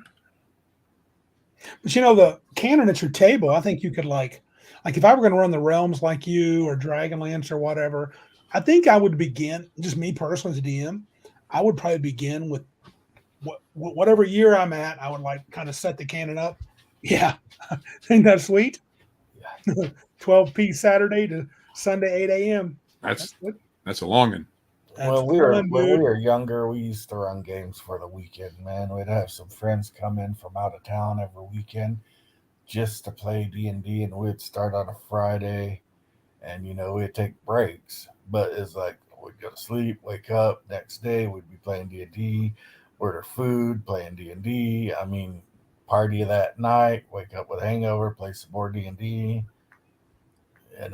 Not follow too many hygiene requirements. Well, Joe, I remember back in the day, Joe and I, we weren't drinkers. We were younger, but we would play D&D, go out and play basketball, football for a while. We were kind of into sports. We had a lot of friends, and I had a lot of cousins. We had some pickup games. We'd come back in and play D&D, and all stinky. Sitting around the table just stinking. Oh yeah, and someone take their shoes off, then it was really on. No. It would be someone who farted first. Everybody was farting. Yeah, clearing. Well, sometimes you would have fool. Come in and say hi. You'd be clearing a room. Who we got here? Oh. Hey, Ian James. What's up, man? How you doing? Howdy. Living the dream. Oh, no doubt. I logged in to say hi. They sent me a link. That's cool. That's cool. Bruce is like, Hungar's here. Send him the link. Yeah. So, but back to canon. Have you ever? I would probably start as at some place with all the things in place, and then whatever the players did to screw it up, so be it. Yeah, that would be fun too. Yeah, it's like if I write I love Dragonlance, but if I write a Dragonlance game, it would be pre-war, or where there's no clerics, so you're just screwed, or after the war, about 50 years. Picking up the pieces. Because the War of the Lance, I love the novels. I mean, I really love the novels. I read them or listen to them on audiobook all the damn time. But everything's been done. Yeah. Yeah, that would be telling new things, doing new things. Yeah, I like when I run adventures, I don't want people to be following in other people's footsteps. That was what was so annoying about the modules that came out for Dragonlance, because they had they were very strict on all that stuff. Yeah, you're playing the characters from the novels, and I don't want people playing the characters from the novels. I want people to get into the game and play the characters that they make. And Right. Bruce, what are you painting? Looks like is that an angelic being? Is that like a cherub or something? I mean, he's painting it golden, but it kind of looks almost like a monkey with wings. Is that a monkey? Monkey with wings? No. I don't know. I wouldn't think even my players. I remember when I got the first Dragonlance module back in the day. There's a tail on it. Yeah, that's a monkey with wings. Oh, is that what it is? It's a winged monkey. Okay. Little Wizard Oh, of my Oz. precious. And if Bruce is talking, we can't hear him. Damn it! I put my microphone on mute because I had the vapors. And whatever you're doing there to mute, it doesn't show here. No, that I'm just pressing the button on the microphone. Yeah. My bad. I think Flady's got it. It must be an Hadozi. It's Hadozi. Bruce, give me a Skeletor, man. Hadrowsy. That figure you're painting there is racist. Yeah. Which is why we want it on our stream. We really appreciate it. Yeah. Thank you. So what about that Twitter, huh? What's that? Twitter. What about that Twitter? You know, Yeah. Elon Musk is just laughing his ass off finding all those people and watching them drive away in Teslas. Yeah. That's great. I love that meme. Yes. Yeah, but is he really going to be that big of a change, do you think? Well, okay. So most of the people that worked at Twitter are no longer working there. So Okay. that in and of itself will change things because all the stuff that was going on with people had to be controlled by other people. Some of it was with some automation, but a lot of it, you couldn't do it with just automation. So he did say something about having a trust and safety board type of organization or type of thing there, but I don't know if he did it. So like I said earlier, his claims to be a free speech absolutist are kind of flaky, I think, but he Don't they still have some of their same policies in place, or most of them? Yeah, the thing is, though, regardless of what he does, I mean, regardless of what I just said, what he is doing is driving people away because the control they had, they don't have anymore. He's the one in control, not them. And they didn't want that. They don't want your typical corporate structure, which is you have a boss and you do what he says. Mm-hmm. They're more like commies where we're all supposed to be the same and we'll do our own thing. And I think that didn't go down very well. And so he said, out of here. All of you are out of here. I think most people weren't needed. Yeah. No, they weren't. I mean, he had 4,000 people working there. They had 4,000 people and free lunches. And 70 people could run the damn company. Plus, a friend of mine was working for them. A friend of mine's, actually, you know, you would know my friend Joe. I won't name him, but his wife's friend was a pretty big programmer there. She got let go. But did they ever let you back on, Joe, as Biggest Geekus or not? Not yet. They're letting the people with names on, you know, with actual followings back on now. They're sorting through all this stuff. If they do, they do. If they don't, they don't. Yeah. I have a Twitter, but I'm never on it. It's like I have a Facebook. I haven't been on in about a year. Well, I had just gotten Biggest Geekus Twitter account up to 500 followers, and then I went and said the word, typed in the word "tard," and someone blew a gasket and said, "Oh, that's on the naughty list, and now you're suspended."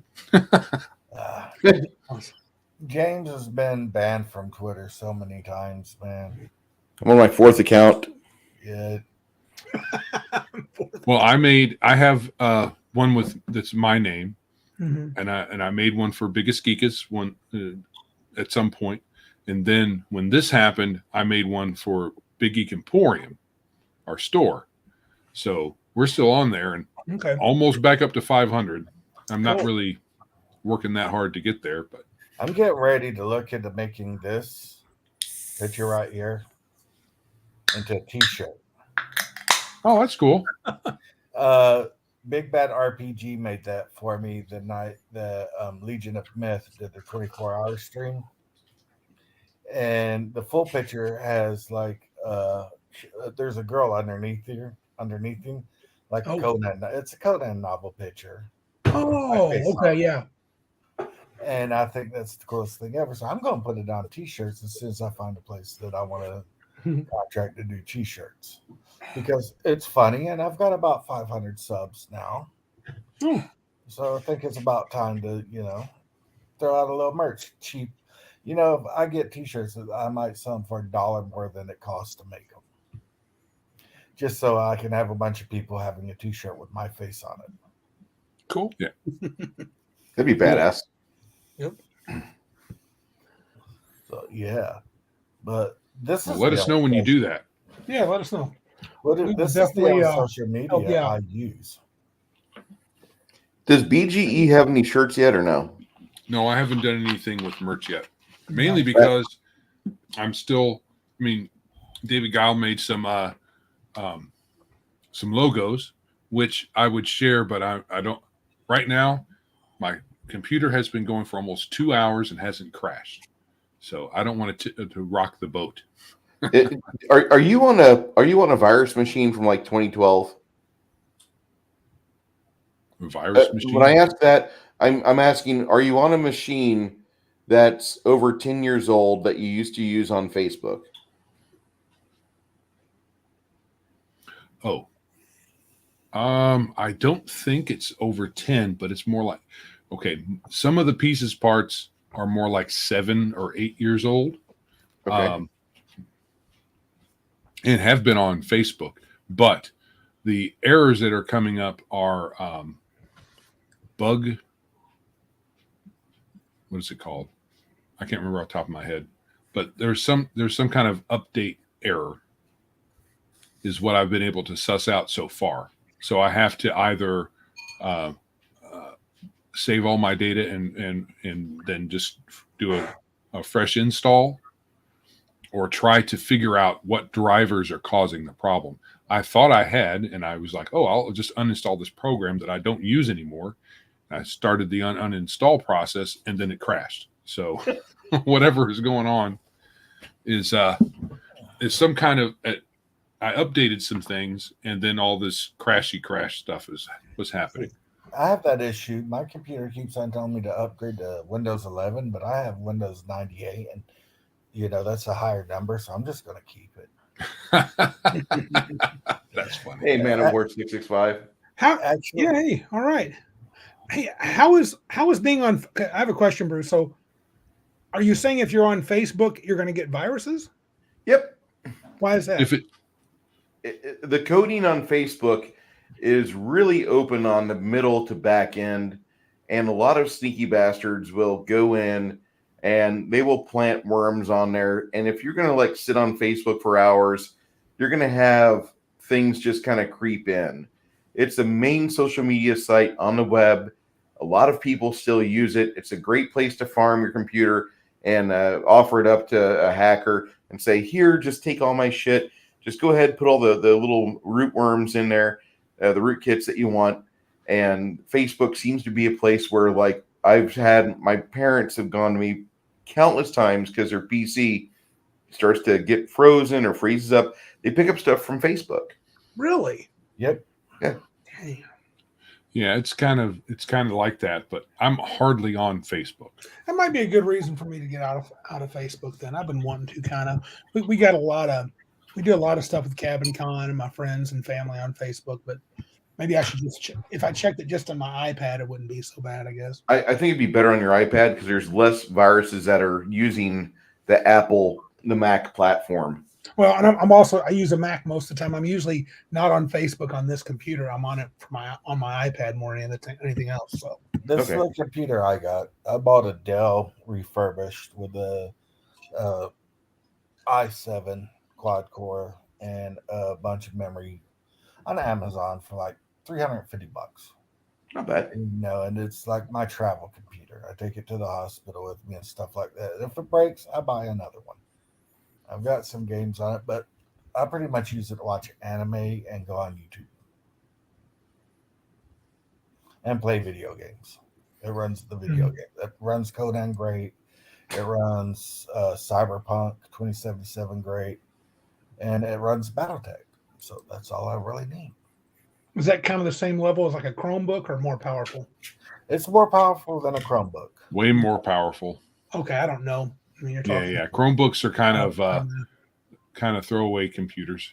Yeah, Mhm. but this is like $300 refurbished on Amazon. You know, if something happens to it, it's like $300. Yeah, I might have to go without buying a new Pew for a couple of months, but you know, new computer's not a big deal. Put it on the credit card. What's the price of a fairly high-end laptop if you don't, not a gaming machine, but just sort of a I bought a non-gaming machine laptop.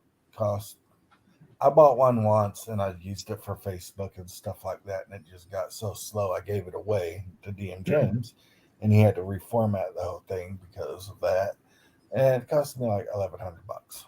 wow. You could Yeah, about probably. $1,200. I was just looking at eBay while I was. I don't have a backup to run the streams on. I just have one computer, so I'm looking at a machine I could run the stream on, just a laptop that would work. I mean, it wouldn't be ideal, but it would work. It's a backup machine, and they've got a lot of refurbished computers there. And I'm sure, I mean, that's just a quick look. I'm sure they're everywhere, but $350 on average, from 320 to 380 or so, and get a decent computer. It's not top of the line, but you don't need it if you're not doing any gaming. Yeah. You don't need hardly any computer. Yeah, if you're not running like high-end games or like doing competitive gaming, you don't need an Alienware. Right. I mean, yes, everyone wants Alienware because they're great computers. I had one. That sucker was awesome. But for what I'm using the computer now for, $350, that's all I need. Yeah. And I don't need anything brand new. Buy it refurbished. So if you're browsing, doing what we're doing right here, Mm-hmm. watching the occasional YouTube video, whatever, Mm-hmm. I can that have should be like fine. I can have like 8 tabs open on this computer and it'll run perfect. Because I usually do. Like, I mean, Let's go. El says Randy, laptop, desktop can be higher. A GPU could cost $2K. What's a GPU? That's A your graphics processing. your video card. Oh, okay. Okay. Yeah. But That's high if end. you pay, well, no, Oh. there's much higher. But I mean, a graphics card at $2,000, you don't need that. You could buy a PC with onboard graphics for what you need. You don't. Yeah. But I mean, who would need that? Someone doing like watching films or like making films? There's a Squeenix game that came out a year and a half ago or more called The Fall of Babylon, and it's out of my gaming laptops range. It requires a 1080 Ti card, which I don't have. I have a 980. 980 was a good chipset, and that's why my PC came with 7 years ago. But it requires a 1080 Ti. And the game looks sharp, but nobody's talking about this game, and it's from Squeenix. Nobody. Squeenix huge. And nobody's talking about The Fall of Babylon. So, okay, because whatever. nobody can run it. Yeah. Elle says streamers, but you don't need that kind of you don't need that for streaming. Not really. Game streaming, maybe. He's maybe talking about Maybe if streaming you're playing games. video games and trying to show You multiple. need a better capture card than you need a graphics card. If you're going to stream games, a capture card is required, and that way you can show everybody what you're doing. And so do you mean you having 2 graphics cards? Yeah, you have to have one graphics card to take the images off your visuals and throw it on the web. Because if you do that with a regular computer without a capture card, welcome to 12 frames per second. Have fun. Yeah, you want something hardcore if you're going to do like Twitch streaming and stuff like that. But for what we're doing with just like face or chatting and live streams and stuff like that, Yeah, Chromebook would work. Yes, thanks, El. We got there. Mr. Obvious So, L. what? Hold on, I'm confused. So, what is streaming then? What Okay, does that mean? he's trying to be smart. We Yeah. are streaming, right? But But what he's trying to say is what we already said. Not this kind of streaming, but streaming your Okay. games. okay, games. Gotcha. His typing was probably just slower than our mouth talking. Which would make sense. Yeah. Considering how fast These I can big talk. time Twitch streamers, you get these e-girls on there that their whole job is to play video games on and stream them live. And then- That's flabbergasting to me that people make that kind of money just like there's people that make money from people watching them play video games. Yeah. That's wild to me when I think about it. Those are a bunch of thirsty dudes, though. Horny. Thirsty guys. Very horny. I know men. that. I know that thing. Thirsty. Yes. Gotcha. Oh, so like, is it like good looking streamer girls that are doing it so they watch them? What Well, huge bazoombas the doctor gave him. Oh, okay. Really? So Well, it's basically soft porn. Yeah, and they don't have to be great at playing the games, really. I'm not going to call it a community or anything because I don't think gamers are a community. But how often do you see girls playing video games? It's not a common thing. So you get a girl that is a solid 6 or 7 out on the world to a bunch of video game nerds. That's a 10. Yeah. She's a goddess. Yeah. Even if she's not good at playing video games, she's going to be cute doing it, and that's going to make have a lot of people following her. Even though on the screen, I mean, I don't know how all these ladies do this, but if they're streaming their gameplay, their image of them has got to be very small. Yeah, Mhm. right in the bottom corner. Huh? They have it like right in the bottom corner. Yeah, bottom corner. And it's like Or up in tiny. the top I mean, what are you getting out of it? It's kind of silly. Who knows? Yeah, but you're listening to her talk to her, to you, and oh, it's so cute, da, da, da, da, talking in Yeah. a weird voice or whatever. So she's playing you, getting your money. Oh, sure. Yeah. Okay. I if you're an average looking stripper in a town without a appreciable military population, then you need to be a streamer chick. That's all I got to say. Yeah. If you're in San Antonio, don't be a streamer. There's plenty of fine strip locations you can go and make your money. Yeah, and like Patrick's saying, it's not just women, Markiplier.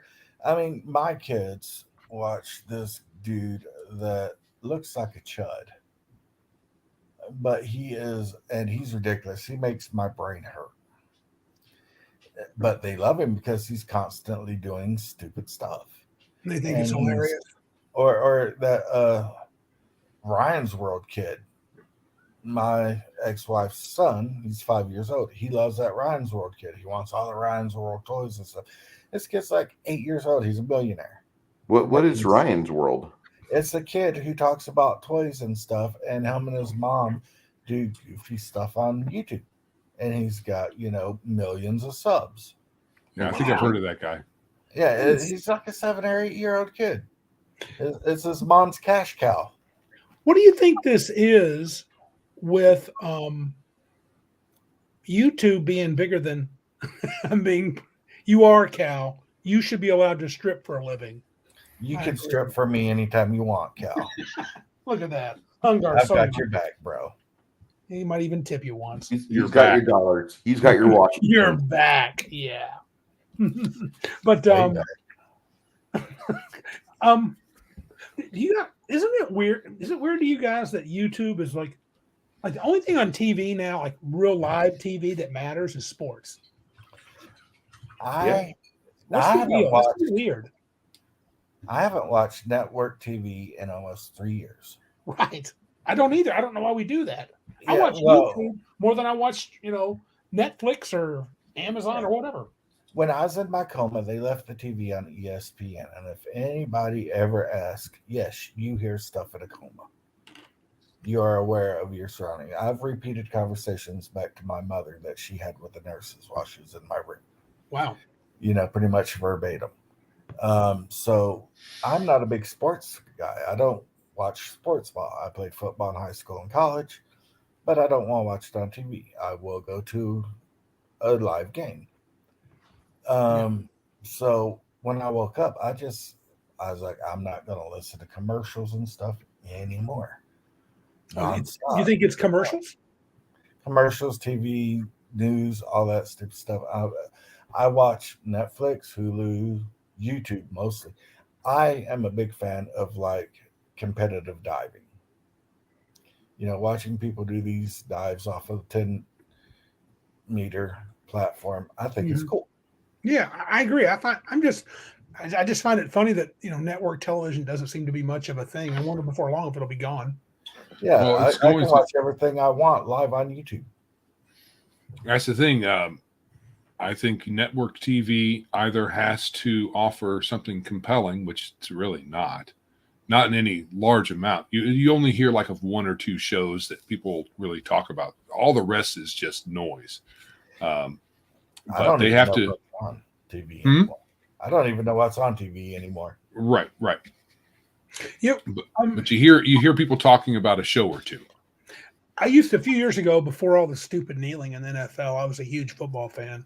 But that game I watched last night, I watched the Super Bowl last year, which was the only game I watched all season. No, I think I did watch a couple playoff games.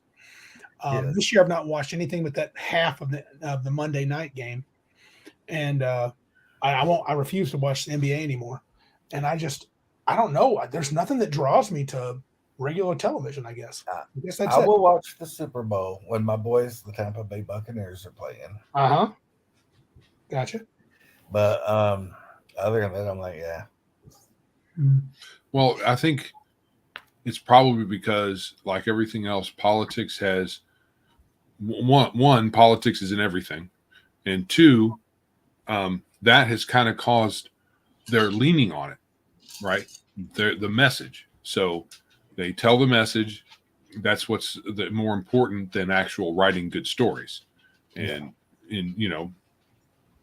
I think that thing has bled into so many areas, not just maybe some people in the media industry. It's the writers, the producers, all of them are have an agenda to put out there, and they go with the agenda forefront instead of good writing. I like what Randy said. What else says is like, Randy, watching sports on TV is like watching FIFA in Qatar at the stadium. I'm trying to find out what that means. Is he saying it's hot and yucky? So no, Qatar. I know Qatar is hot, right? Yeah, but soccer there. Like billions of dollars on a stadium to host the FIFA games, and then they're like being extremely rude to all the reporters that aren't from Qatar. They've outlawed alcohol at the stadium. I mean, who the hell wants to watch soccer without a cold beer? That's especially in Qatar. I don't fully agree. I think our TVs are so good now that I love live sports. I would prefer being at an NFL game if I was going to watch it, but they're so ridiculously expensive. I'll just take them on my big screen and be happy if I was inclined to watch it. Me and James, well, the Astros training camp is 6 miles away from where we live, where we grew up. So we'd go watch freaking preseason training camp games, minor league games for like $8 a game. Oh, that's awesome. Watching baseball on TV is like horrible.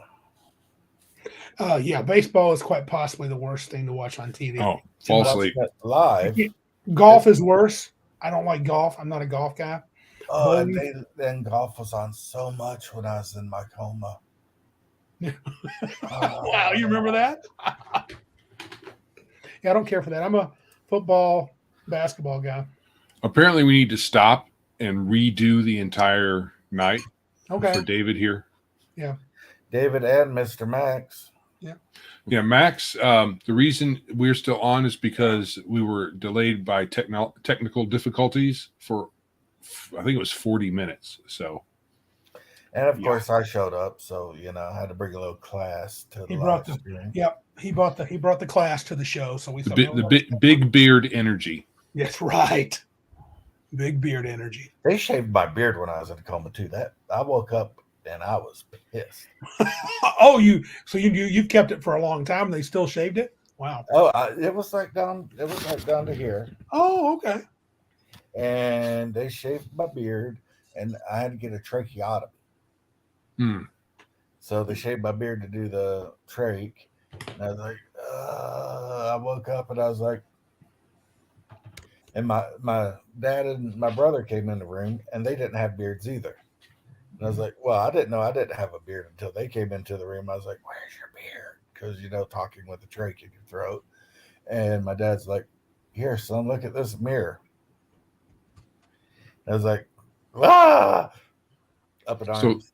So did they take off their beards to be in solidarity with you? They took off their beards in solidarity. Oh, that's awesome. That is cool. That is awesome. I had like a 10% chance of waking up, is what they tell me. So apparently, You've honored us with your presence. We thank you. I don't remember any of it, so it doesn't bother me at all, except for the TV stuff and golf. Yes, being So whenever you were in the coma, you only had a 10% chance of waking up? Yeah. Wow, dude. You beat the odds, all right. I have to take my dogs out. Okay. I'll be right back. All right, dude. I'm gonna walk to the back porch so I can Okay. Fair You enough. can take your computer with you.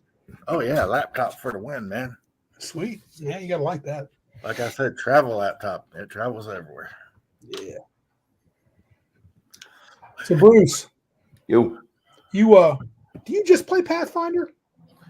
I will play other things, but I mainly will play Pathfinder because that's the game that seems to get my table together. Yeah. And are you just playing online, or do you have people that come to your house? Both. I'll have a few people from here come because we used to just do like a huge gathering. If you look at my old channel, my channel at like 2019, 2020, we were still having like 8 people come on game days. Oh, cool. Yeah, I've got a big table, but 8 people then at a Pathfinder table. That sounds like a lot. yeah, Pathfinder it gets kind of confusing for some people, and you got to slow down for some. And then you got guys like my friend Chris, who he has it all programmed into his hero labs, and so I get bored by that shit. But whatever. But he did help out a lot of players and get a lot of people facing forward with the campaign, and was really happy. But we do nothing basically but Pathfinder. I'm writing my own version of the game, and I'm kind of reverting back to some older things like if you're a fighter, your base attack bonus goes up by 5% every level. If you're a roguish type, you go up every 2 levels, every even level, I should say. So that way you don't have it start on 1st, 3rd, 5th, and somebody's like, I'm just going to dip into this level for a level, or into this class for a level, then I'm going to jump out. All of your bonuses basically happen after 1st level, so you don't have any these Wattsisms where they are Lego characters where you can plug in. I'll do 2 levels of this class and 2 levels of that class, and I'll no, none of that. I don't allow that. So did you? How did your experiment with the L? I think might be badgering you here, but he said index card. But you and Jade and them played that for a little while, right? We played Jade's game for 2 nights on Table Breakers, and it was a lot of fun. I mean, Jade's a pretty competent GM. He does a good job of getting people together and getting them focused. And index card was interesting because it is so rules light, but at the same time, it doesn't seem like it would lend itself to long-term play. That's what I thought. You have to have some semblance of rules, or you have to have a character folio, a loose leaf, college ruled, spiral bound notebook that you can write everything your character does. And they would be able to do everything able to do just everything they're supposed to, and then other things that not so well. Well, there's die rolls for that, but I want a game where it's not like I'm level 7 or above, I win. And that's the biggest problem I have with Pathfinder. Like Pathfinder 3rd edition, 4th edition, 5th edition, the high level games are what I want, but I don't want it to be like a waltzing quest. I want people to struggle. I want them to still feel gritty at level 12 and 15. Or I guess I don't want it to be gritty. Hey, hold on for a second. Hey, Hungar, who's the kitty cat? This is Annie. It's one of our brother's cats. Oh, My brother cool. is cat sitting. We I got just a met her a couple- couple of days ago, and she is falling in love with me. Got a couple She of follows harassment me sounds. around, and like she come and bat at the door to the room I'm sleeping in. She follows me all over the dang place. Gotcha. She's mad at her daddy right now. He came over last night, and she hid from him. And Like- then since we left, she's like, Bruce, do you think I always found the 3.x games, and I lump Pathfinder 1E in with Yeah. 3rd edition. Just pick your flavor. 3rd edition, 3.5, Pathfinder. It's all the same. It really is. It really is. I do find at higher levels, and not real high levels, I think it becomes rocket tag. If players are trying to really build their characters and Mhm. make them like really tough, you can fairly quickly. Very And much. you can outstrip the monster manual as written pretty quick. Mhm. And that's a bit of a problem. It, Go ahead. it's not a problem. You got to play by a different set of rules as a GM after you hit like 12th level. Sure. So you have to play by like we're going to use a book that is going to add things into your game that you're not used to, and it might not be programmed into your hero labs, or you might not have this in your usual cheat deck of how to build my player character that'll let me win at level 7. So you have a book like this, which has 100 different templates in it, and each template has like an example. And you have stuff that just they have example monsters like up to level 25. Sure. And they really like- are.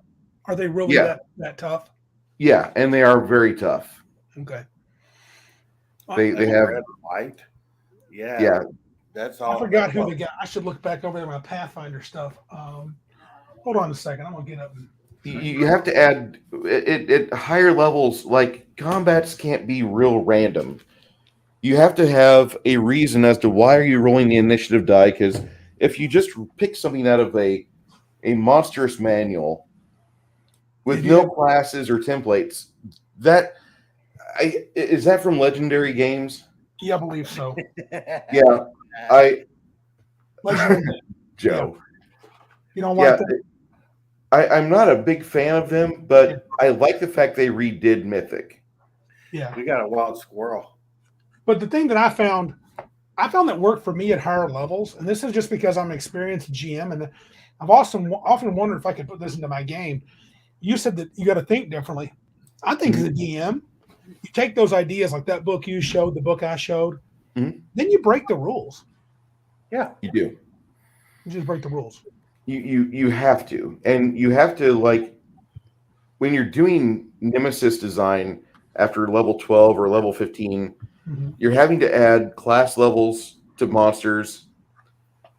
You have to do things that the players won't expect, and you really have to do things that when you build an encounter, you almost have to have it to where the monster gets like a 12-second introduction in combat, which is 2 combat rounds.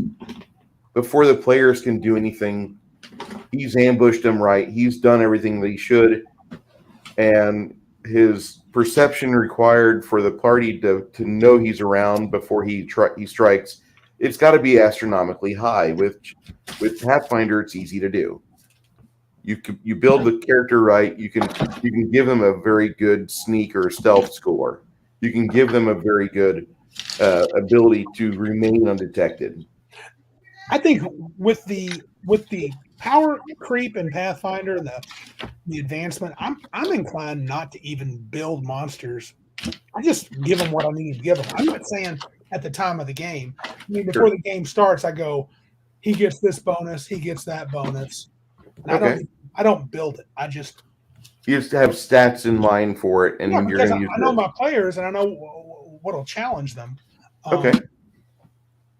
And now David makes a good point. Now I'd like to know this. Because I'm just going to say that in my game, I ran up to 17th level, didn't have to break or do anything differently. So you're saying that you followed the rules as written, and it worked out well with a party. He's talking about Dungeons and Delvers, I believe. Oh, yes. Okay. Cool. Now that might be a little different Right. than Sure. that might be a little different than Pathfinder. like Pathfinder or 3X. And that's good that he's able to have a game go up to 17th level without him having to break rules or beat things in submission. I like that. And I do like go ahead. Especially, and I have always thought that it was weird that games go to level 20, but it seems like at 12 they get Game's over. wonky. Yeah, they just put up a 12. I'm a big fan of throwing like classed monsters at party members.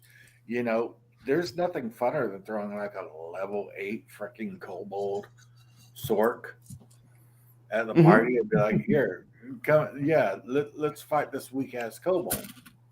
It's going to be throwing fireballs at you. I've brought Pun. Yeah, that'll get them thinking.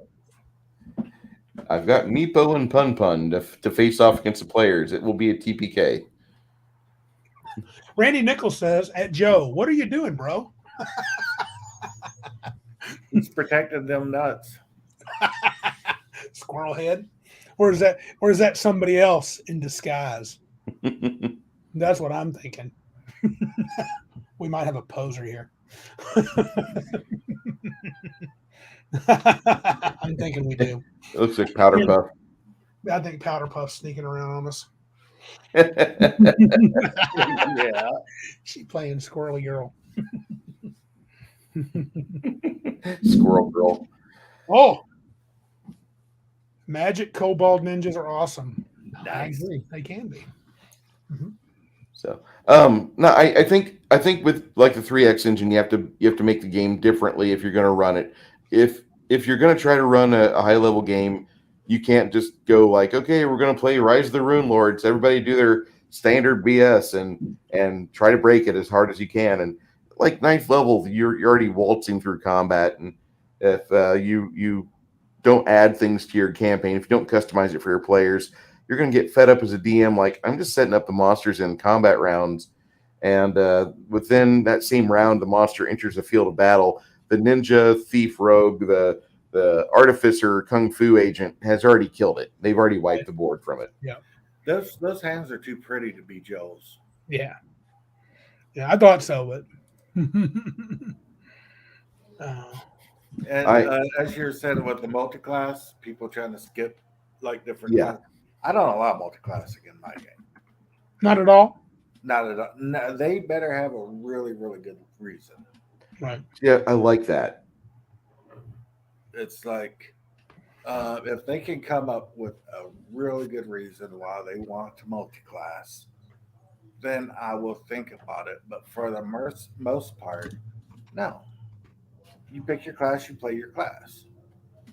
Like when we were playing that index card game, we all had roles for our characters, but I didn't feel like the game was crunchy enough to where it had classes. It felt like it was very just vague. And you had like 6 stats, you had a couple of hit points, and then you would describe what you did, which was interesting. And it helped you get into the game easier, but I don't know if I could play like that long term. Yeah, I'm excited about finishing up David Giles' Dungeons and Delvers. I've been listening to some of your videos, Bruce. You're making them sound really good. I think he does a nice mashup of what I would say is kind of a 3rd edition, 5th edition hybrid. Yes. And he keeps some of the old school feels. I haven't studied his magic system closely. I don't know if you have. So Not yet. So I'm not sure how that works, but I definitely like the looks of it. So I would encourage everybody on here to get a copy of that book. I'm still waiting on mine to show up, though. I have the PDF, but I need the hardback. It was supposed to have already been here, but I like to know what's up with Big Geek Emporium. They should be sending my stuff. You're like the CFO of Big Geek Emporium. You would think I would have an in somewhere, but it's just not working out. Yeah. What I'm looking forward to is James got the One Ring role playing game. Yep. And I'm looking forward to when he decides to run that. I'm not in their vampire game because I don't want to be. Vampire's not my thing. It's like you can, we video chat every weekend. You can be in the vampire game, and I'm bored of vampire. Tim Capnated Grognar is enthralled by Joe the Squirrel. But is it Joe? It is not Joe. Now, this is something I didn't know about Joe. He likes K-pop, BTS, best of all. K-pop rocks. Oh, all right, dude. I watch Korean dramas on TV and I watch anime. That's pretty much it. Oh, I'm such Larry Elliott. He was at a retirement party right by Joe's actual house. He almost knocked on the door. You should have.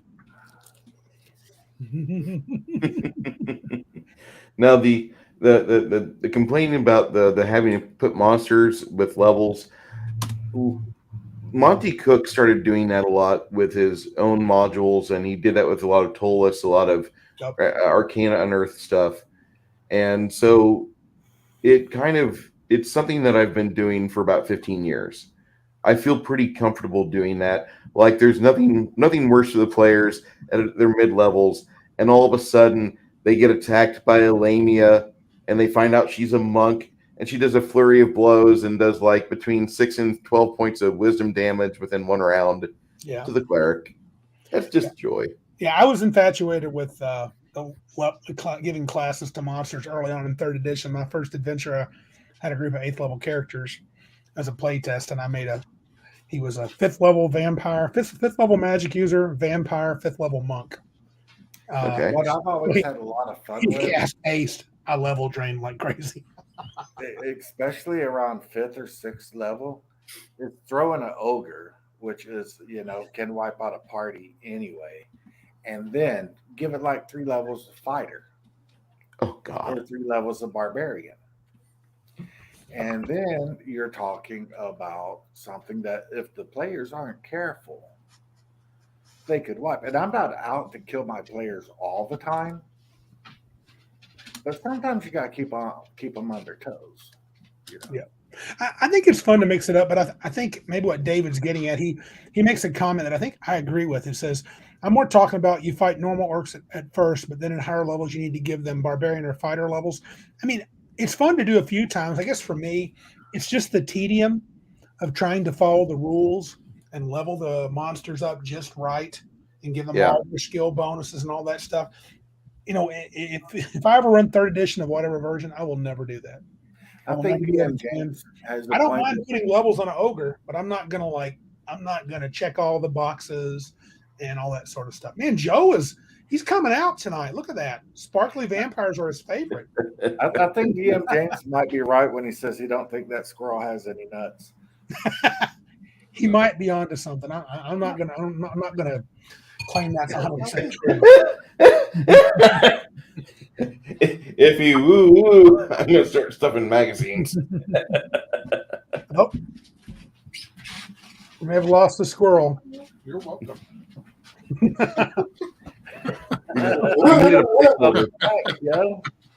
While Joe caffeinated and took the loo. Yeah. So that squirrel may have made some vampires. bold statements on behalf, Joe. Tell us about them sparkly vampires, buddy. Mm-hmm. I hope you were. What's your favorite K-pop band again? Joe? So, is my name Mud now? There's all kinds of things on my desk that weren't there before. We just Scroll dropped some nuts, probably. Huh? Me and James called her out, though. You like Twilight and you like K-pop. Who, me? Yeah, you. I don't think so. Sparkly vampires are my favorite. You said it. KTS is your favorite band.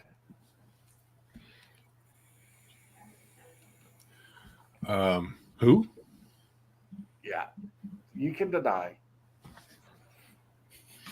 Yeah, Iron Man says I would have no problem creating a unique squad of special giant orcs with high stats. Yeah, I don't think that's a problem. I think it's cool that Hungar levels them up, and we all have if we played the third edition game. Even if you haven't, I remember at the end of second. I mean, I'll plug my Planescape game here. The Hellbound box set actually had rules for giving wizard levels to demons and devils. I remember that. I mean, that was late in the game, but it was like, and I love that. I mean, they even called like you could actually tack on wizard levels, or you could make them what they called sorcerers. And what they did is you would just exchange their spell-like abilities out. So if they had a spell-like ability that was like, what's a weak third level one? Something like, God, I can't think of a third level spell from old school. Because Haste. yeah, well, I would change a weak one out for haste or fireball. They might have something like create water. Or A weak third level spell. Yes, Would be flaming sphere. Flaming sphere, let's say, and then you would trade that out for haste because you could. And what they're saying is these devils that were smart could learn to manipulate their own spell-like abilities through magic, and then they could change them. So you could face a horned devil that wouldn't have the same powers as the next one. He's a horned devil sorcerer. That was kind of fun, but there weren't lots of rules. Watch your mouth, dude. How dare you? Was a goofy trash. Well, How could you say that to me? like somebody just said, they like to push the CL on their players. James is notorious for this. We'll be out and we get a random encounter, and it will be a monster that is just way too powerful for the party. And a lot of the things is avoiding said monster. And when you know that there's a giant walking by and you're level 3, a party of 4 level 3s, and there's a freaking hill giant walking by, you don't want to fight it. No. So if you have to stop it, you're going to think is to avoid the encounter. Yep. And run away. Yep. Bravely run away. Lee Adamson says, I had a group once say they were tired of low level, so we turboed up to level 8-ish. Then they refused to fight any level appropriate monsters. It was really dumb. Yeah, it sounds dumb. I thought you wanted to be high level. You got to fight some of the cooler stuff then. You got to jump in there and swing your sword. And if you go down, then you know better next time. But yeah, make the world seem real. It's dangerous out there. So adventuring should be dangerous, whether or not you have other things going on in your game, whether or not you let your folks play orcs wrong, or whatever. Adventuring needs to be dangerous. If it's not, well, what's the point? Yeah, being a farmer can be dangerous in a fantasy world. So adventuring gotta be dangerous. Right. He's out there plowing and he's thinking he's going to put in some corn, and then this big old worm thing comes out of the ground and eats him. Yeah. Yep. I'm just planting corn. Yep. That's funny. Yeah. I think it's a little no, I have not, I have not seen the cartoon for Critical Role. Yeah. Is there a point to it? He's making a claim about Planescape, Critical Role being like Planescape. I don't know. Might be. Our man tropes can be rough. Right. So, and that's what I'm getting at. Even Planescape is not to everybody's taste. It's a bit gonzo-ish, goofy and all that. But if the adventuring is dangerous and all that, then who cares? Yep. So what? You're playing a tiefling and a Azamar and a right next to it elf and a dwarf. Dude, out in the plains, things can get dangerous really quick. So my ex, she's in a game with some friends of hers, and this game has been ongoing for years. And she's playing some kind of dragon kid thing. And if that's what they like to play, I'm okay with it. I like the basic races in my games when I run the game. Mm-hmm. if it's not in the book in the first, then just like I don't know. You better have a good like. I'm willing to allow pretty much anything if the person has a very good reason for doing it. Yeah. But I'm not going to allow like I had somebody come up and said that they wanted to play a mind flare, a good mind flare, and I'm like, how's that even possible? They eat brains of sentient beings. And enslave them too. Yes. Or hey, I want to play a beholder. Yeah, that's not going to happen. I'm going to be the one good beholder. Well, you won't last long. You'll be the one good last good beholder. Yeah, And no one will care. It. It's like that's what aggravated me about the Hodrits thing. Yeah, he's a drow. They're super evil. He's the one good drow in the universe of drow. It makes a good story for a book. Great story for a book. I don't allow drow and stuff like that in my game. Right. Now, So I would run a game with drow if everybody in the game were drow. They're in the Underdark, Mhm. and they're fighting against like good monsters. I would allow that. I think that I've actually been thinking about doing that where everybody's stationed in or from Menzel Branson. And they're running around fighting deep gnomes and hook horrors and stuff like that. I think that that would be neat. But Wow. What about this? Look at this, Hungar. David Gile says, I had players want to play Beholders after Savage Species for 3E came out. yeah, that's ridiculous. That is crazy. I remember when it came out, I'm pretty sure I had the same attitude then as now. I'm like, why does anybody want to play Monster? Yeah. I mean, why do you want to play the bad guys? I mean, come on. We're supposed to be killing those guys. Sometimes people want to play the bad guys. So I was like thinking about running a Menzo Baranzan campaign where everybody were drows and they're running around fighting deep gnomes and stuff like that. Just a full Underdark game. I think I could playing Drow like any elf, you can understand to a degree, but because you could imagine being able to play and think like perhaps evil elves, the dark elves just want to enslave everybody else.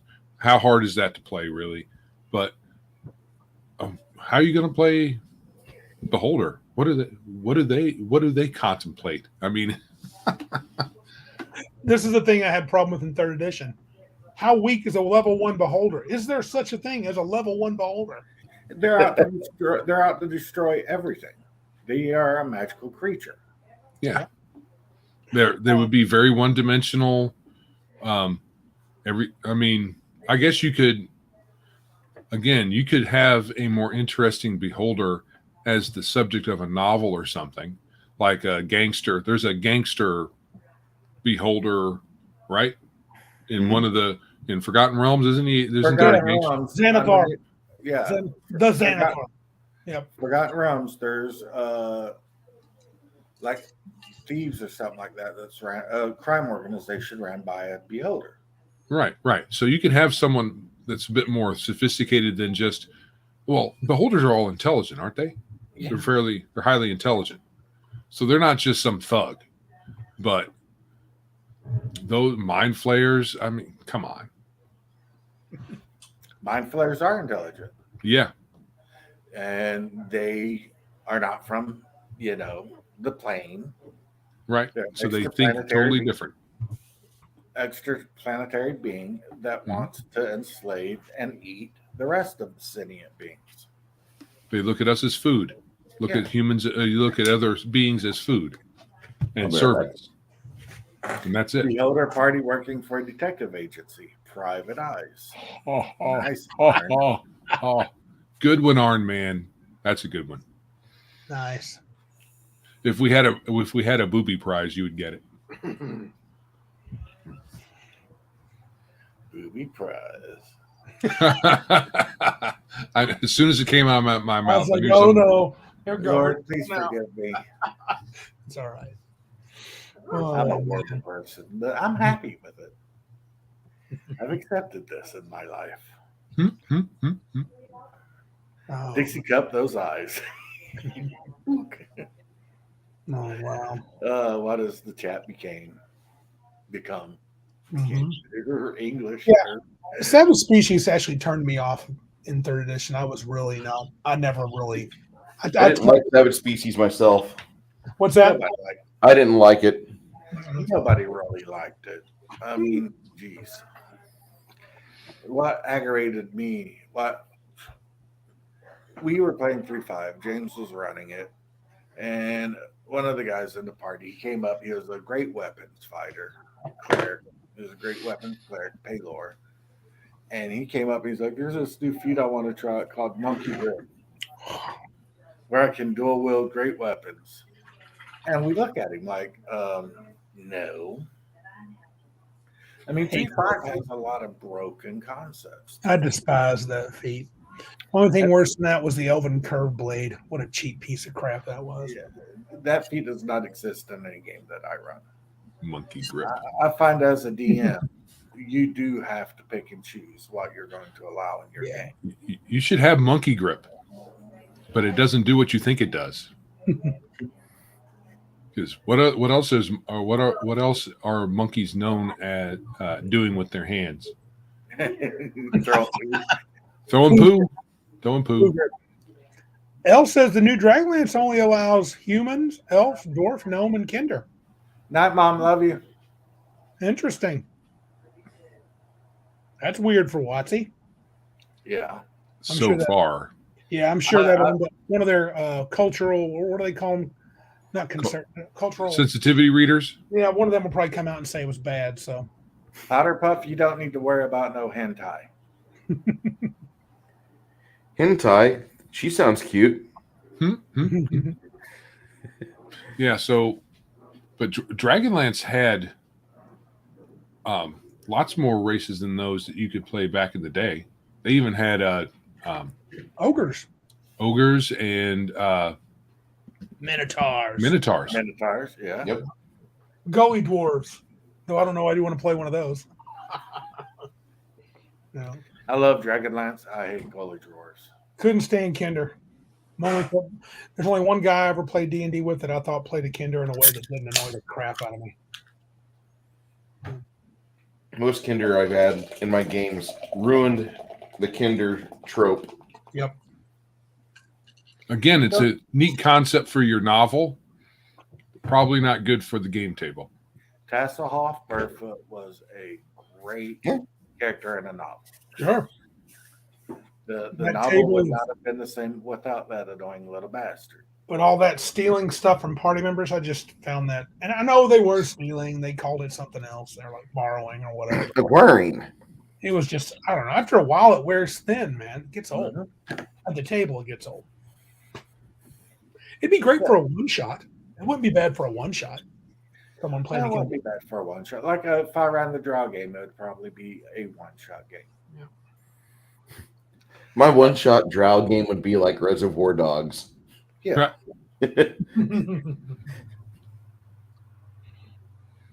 I ran a drow game once. I had everybody at the table were evil drow, and they were working for a, what they call it, matron mother. And one of the characters was actually next in line to become the matron mother. And there was one person that was a plant that he was actually a good character. He was a harper, and he had a ring that let him disguise himself as a drow. That was actually a fun one shot. That was cool. What about a one shot where you are playing the monsters, right? Yeah. And you guys are in some wizard's menagerie and you have to escape. However, the caveat at the end is a group of good adventurers has been set in to lay waste to this wizard's fortress or whatever, because his menagerie, he captures local virgins and does weird things to them. Mm-hmm. So just as you may have beaten the wizard or escaped or on your way out, here come those dowdy adventurers, and you get pounded by the adventurers on your way out.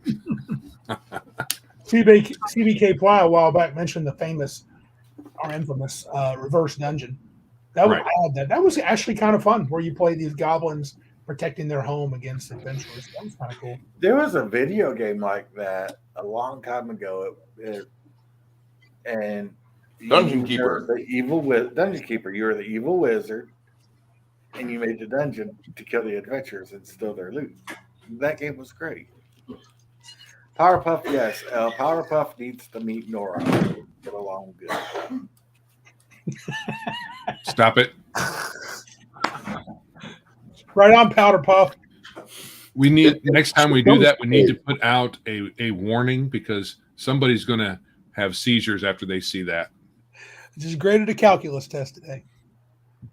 Tell me she plays in your games, Randy. Joe. Oh, Powder Puff, Okay. yeah. Good deal. You married Yeah, well. She's fun. Yeah, Jen's really fun.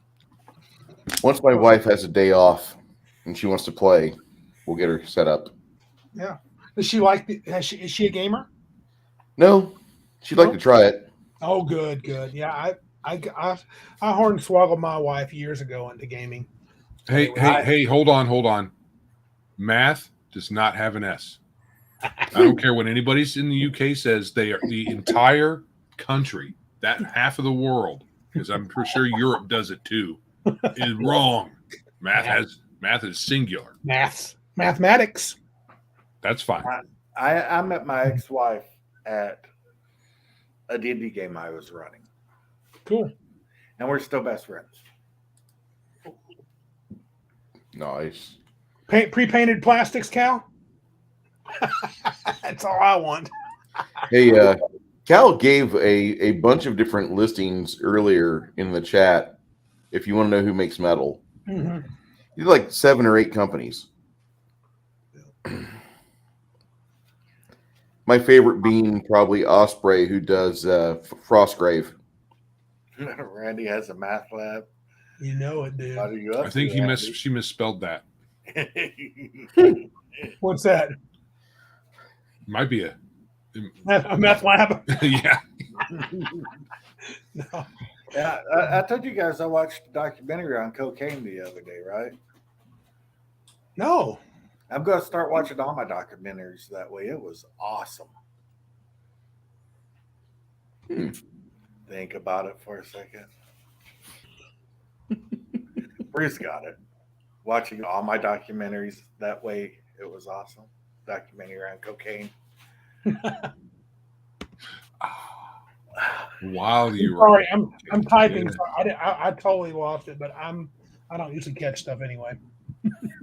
Darth Theak, I would run it between episode 4 and 5. Classic era. You know what? I wouldn't. You could probably run a Star Wars game involving fringe elements of the Empire and maybe the Rebellion, or just different groups, but way out on the rim, away from all of the other action, and still have a good time, not have to worry about canon at all, and just have stormtroopers show up every once in a while and dudes with lightsabers, and who cares? It's out on the fringe. I do one better. Run a Star Wars game where everybody's stormtroopers. Palpatine did nothing wrong. They all die. That's a good game. My bad. One of my favorite scenarios for Star Wars was there was a space station way out on the fringe, like super far away from Tatooine. Nothing happened there. There's an Imperial entanglement, an Imperial attachment there that the stormtroopers have not lost their military bearing, but they're very just bored.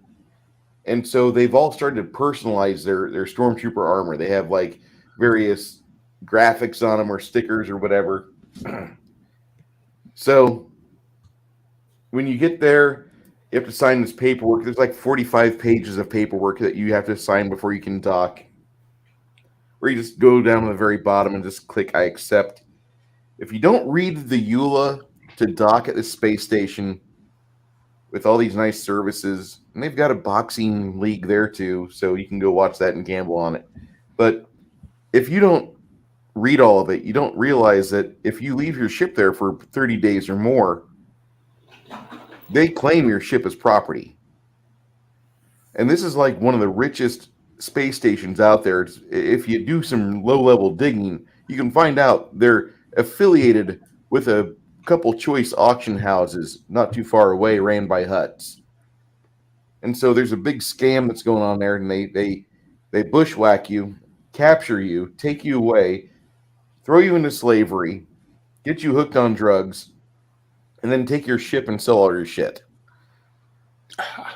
And it's a really good module, really good scenario. Just it's perfectly set up, but you have to do a little bit of work because the stormtroopers, like how comfortable your party is with like military, and military's kind of gone out on the fringe a little bit, and they don't know what normal routine is like. They're very excited about their job guarding the space station, but they are whack in the head. They're just a bit too long at this duty station. And it's a wonderful setup. It was in one of the Star Wars books. I believe it was called Tales from the Fringe. Had a big blue cover on it. If you look for things, you can find it. I think it was Nightmare Alley. Yeah. It was Nightmare Alley, I believe. Caffeinated Grognard. Yeah, good call. Good Joe's night. about ready to boogie. Tim Grognard, he's heading out. So I'm getting ready to head to bed too, guys. Thanks for having me on. yeah, though. man. Hey, Hungar. Thanks for joining. Good to meet you. Finally. Yeah, anytime. All right, bud. Take care. I'm always down to clown. All right. See, joining other people's live streams means I don't have to make my own videos. Cool. All right, Good, then. everybody. You guys have Thank a you, good Hungar. time. Happy Thanksgiving, everybody. Oh, You happy too. Thanksgiving to you. Yeah. Yeah, Hey, gonna- before you take off, right before, tell people where they can find you on the interwebs.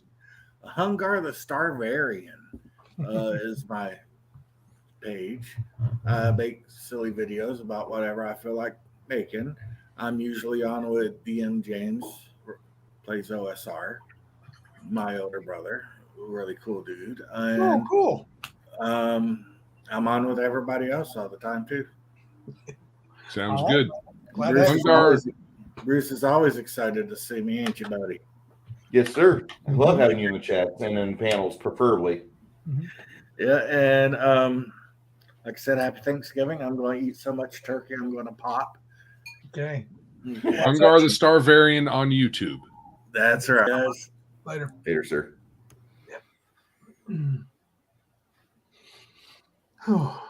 So, been getting ready to finish up my Rifts character.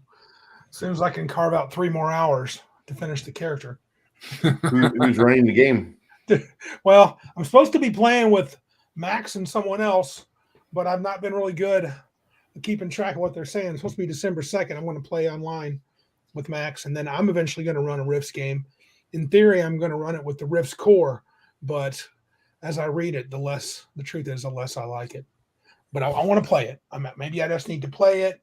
Maybe it's like Pathfinder. Once you get the character built, it runs smooth. We'll see. It is an easy to run game. It's just that it's deadly, and 2, it can get away from the DM real fast. Yeah. It's one of those games. If you use the cannon very closely, if you don't keep control of your players and they just start wandering around the United States or around the world, they're going to bump into something that's going to kill them very quickly. Yeah. There's Yeah, Darth, I'm going to be playing a crazy if the DM allows it, one of the crazies. So modified by moms or whatever that is. So that'll be fun. I'm excited to play that dude. Mr. Max Boivan has never had sweet potato pie. I actually prefer it if it's made well to pumpkin pie. Yes. I don't like pumpkin pie that much. I'll stay away from everything pumpkin. Yeah, not a big pumpkin guy. Pumpkin pie is all right. Sweet Okay. potato pie is better. Yes. Pecan pie is even better. Peach cobbler is the best. It's good. I'll go with that. Pretty much, El. He says, "Are you playing a self-insert?" Yes. I'm crazy. You got it. So yeah, they're kind of. You guys probably know riffs better than I do, but I'm a modified human and got some cool abilities. Kind of drove me crazy with making that character because a lot of page flopping and you got, oh, here's the skill of martial arts. Turn to this page. Martial arts does this and it gives you lots of bonuses. Turn to this page to see what they are. Then you turn. It was just really kind of annoying, but yeah. Stuffed pumpkin. What do you stuff it with? What do you put in a pumpkin? I've never heard of that. Yeah.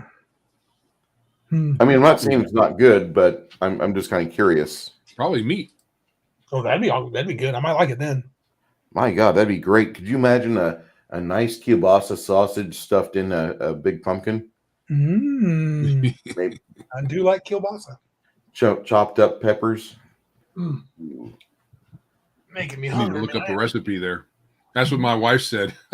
Well, all the talk of food, I popped her some popcorn while I was downstairs.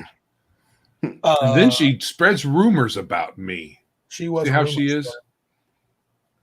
That was funny. She popped in the Squirrel Girl.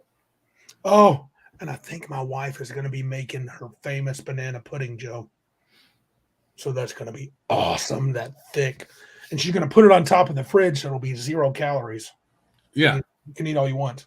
Oh, Thanksgiving is a 0-calorie day. Yeah, it is. They don't count. They don't count. You just eat till you can't stand it. So pretty pumped. Be good. We're going crazy this year. Yes, love pie.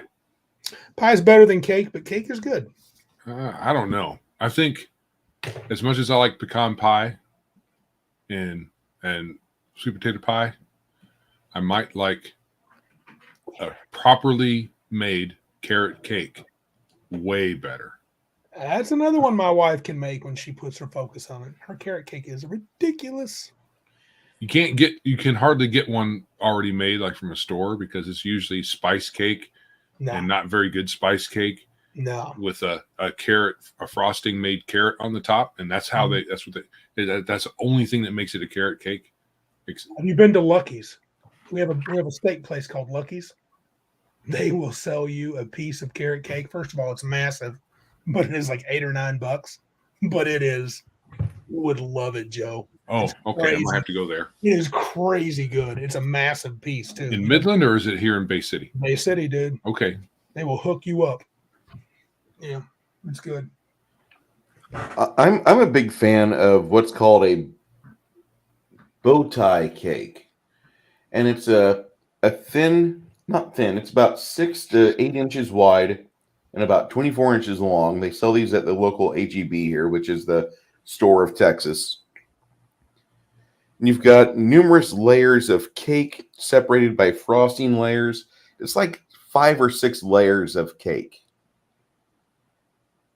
That's the only cake I really like. Is it layers of different kinds of cake? No, it's mainly chocolate and fudge. Well, Good chocolate, good fudge. Corona cake? Huh. To try that. I do like some. Mr. Boivin says I don't really have a sweet tooth. I like dessert to be at least as bitter as they are sweet. I like dessert a little more than I used to, but I prefer the main. well, he's over across the pond too, so No, European. He's South American, I thought. Canada. Boivin's Canada? Canada. Yeah. Help us out, French Tim. Canadian. Okay. Yes, I don't think he's a French Canadian. Well, they have more European food sensibilities than we do here. Yeah. So, and European sweets are not nearly as sweet as American sweets. American sweets are decadent sweet. And they're not nearly as fat as we are either. When we were going overseas, we were told we could load up the ship's locker with something to take over there, and the locker was stowed in one of the freezers. So I bought like $5 or $7 worth of chocolate from Walgreens. You know those big chocolate bars? Yes. And I took that over there, and our first stop in the actual Europe was this place called Portsmouth, England. Nice place. Some pretty girls there. met a real pretty girl, asked her on a date, took her to the chocolate bar. I might as well have just bought myself a slave for like 3 dates. It's like giving a stupid but attractive college girl some craft beer in the late 90s. You had your day. You were king. Yeah, he doesn't live in Quebec, but Mr. Max is a French Canadian. So I'm so we had that sorry. discussion. We had that discussion before. Oh, he's a good dude. Well, they've got some election woes up there. For some reason, they keep electing Trudeau. Castro? Yeah. Well, what are you gonna do? And then I was just listening to Jordan Peterson episode. He had on a someone coming up for election for not Quebec, not Ontario, Alberta. Okay. And she's a conservative, libertarian type. So go figure. Canadians can elect the good people, but she's coming up for election. So who knows how long that'll last. Well, Alberta is the more conservative part of Canada. Say that again. Alberta is a very conservative part of Canada. Oh, Like, get over there quick, dudes. 5 ebooks on sale at Amazon. 3 for $2.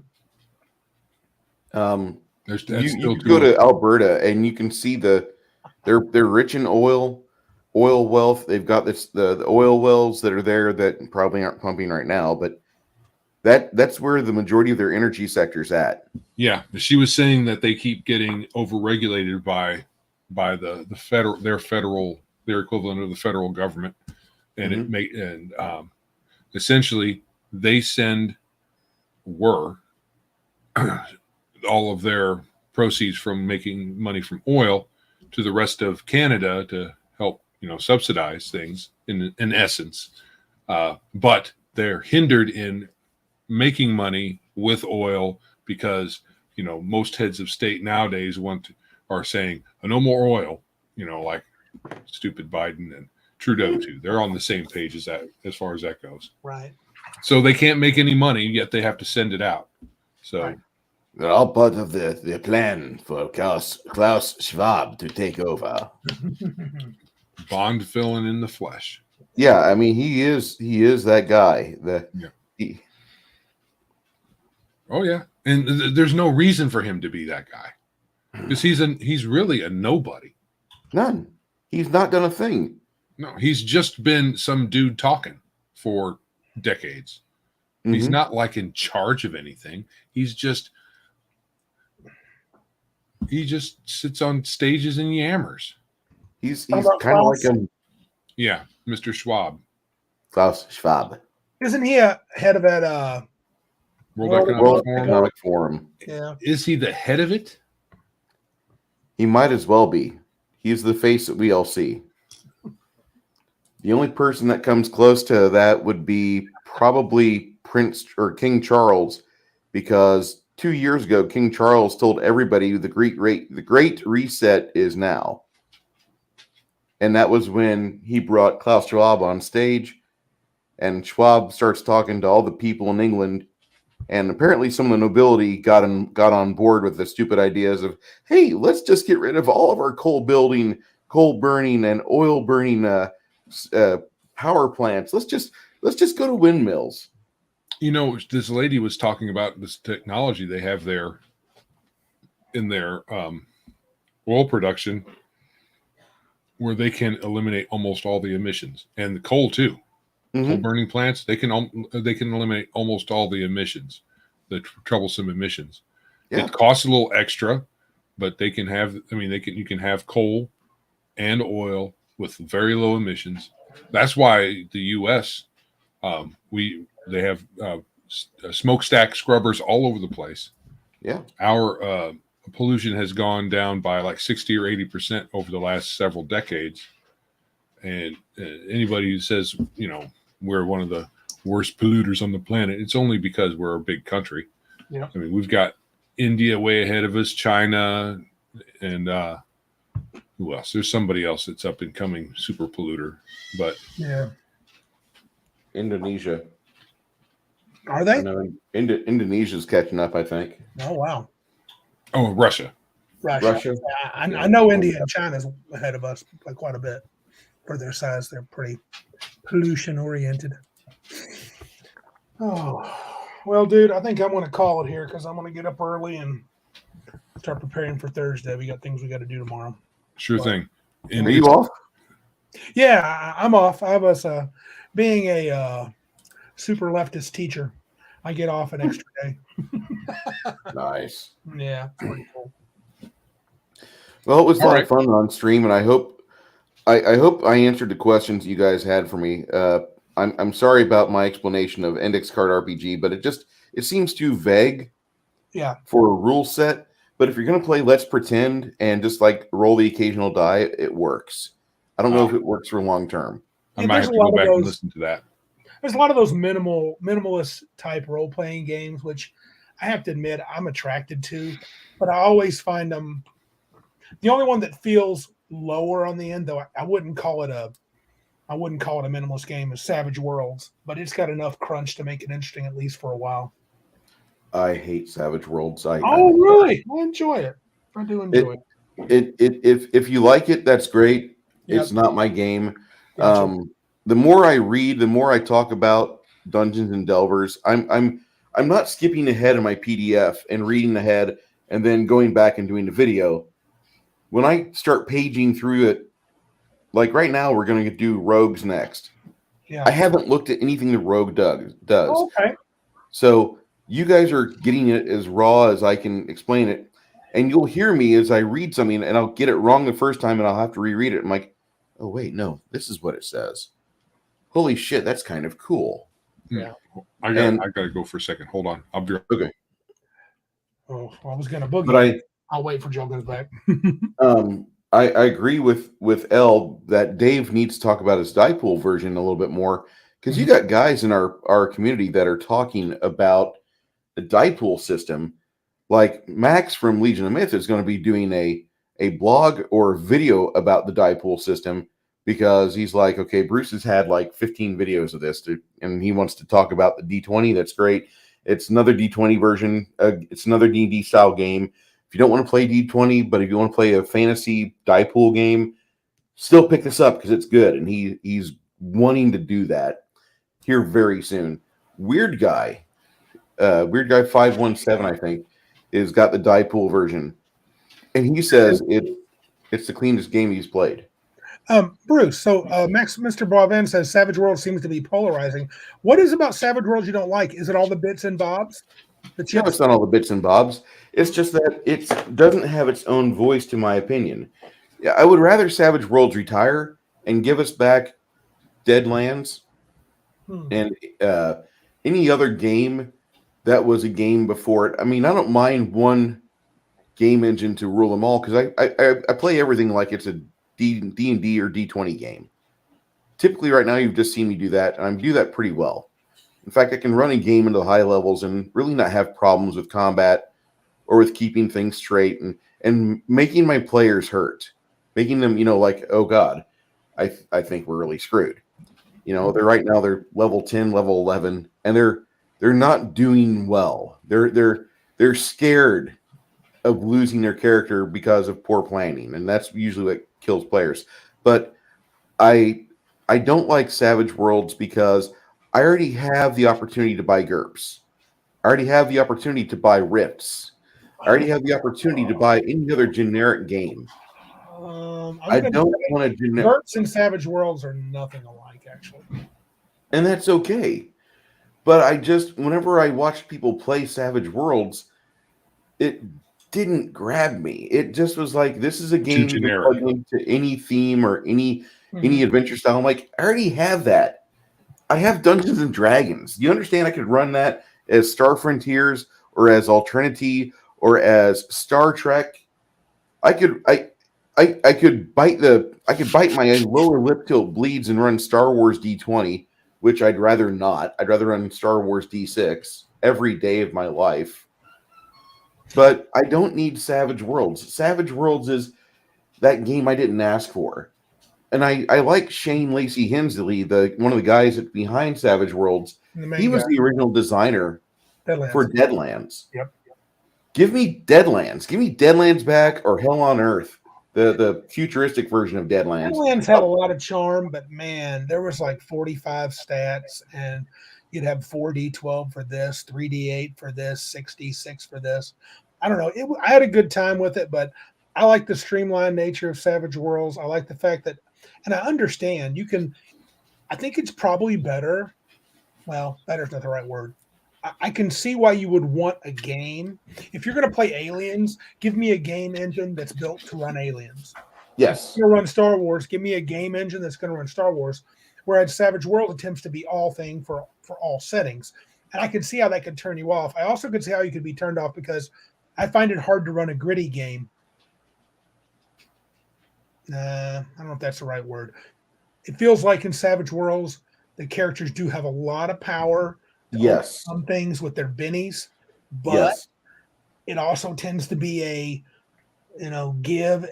Savage Worlds gives and then it takes away. When you lose those bennies, life quickly becomes super dangerous. So it's it's very swingy as a game system, but I have heard Shane Hensley say he did that on purpose.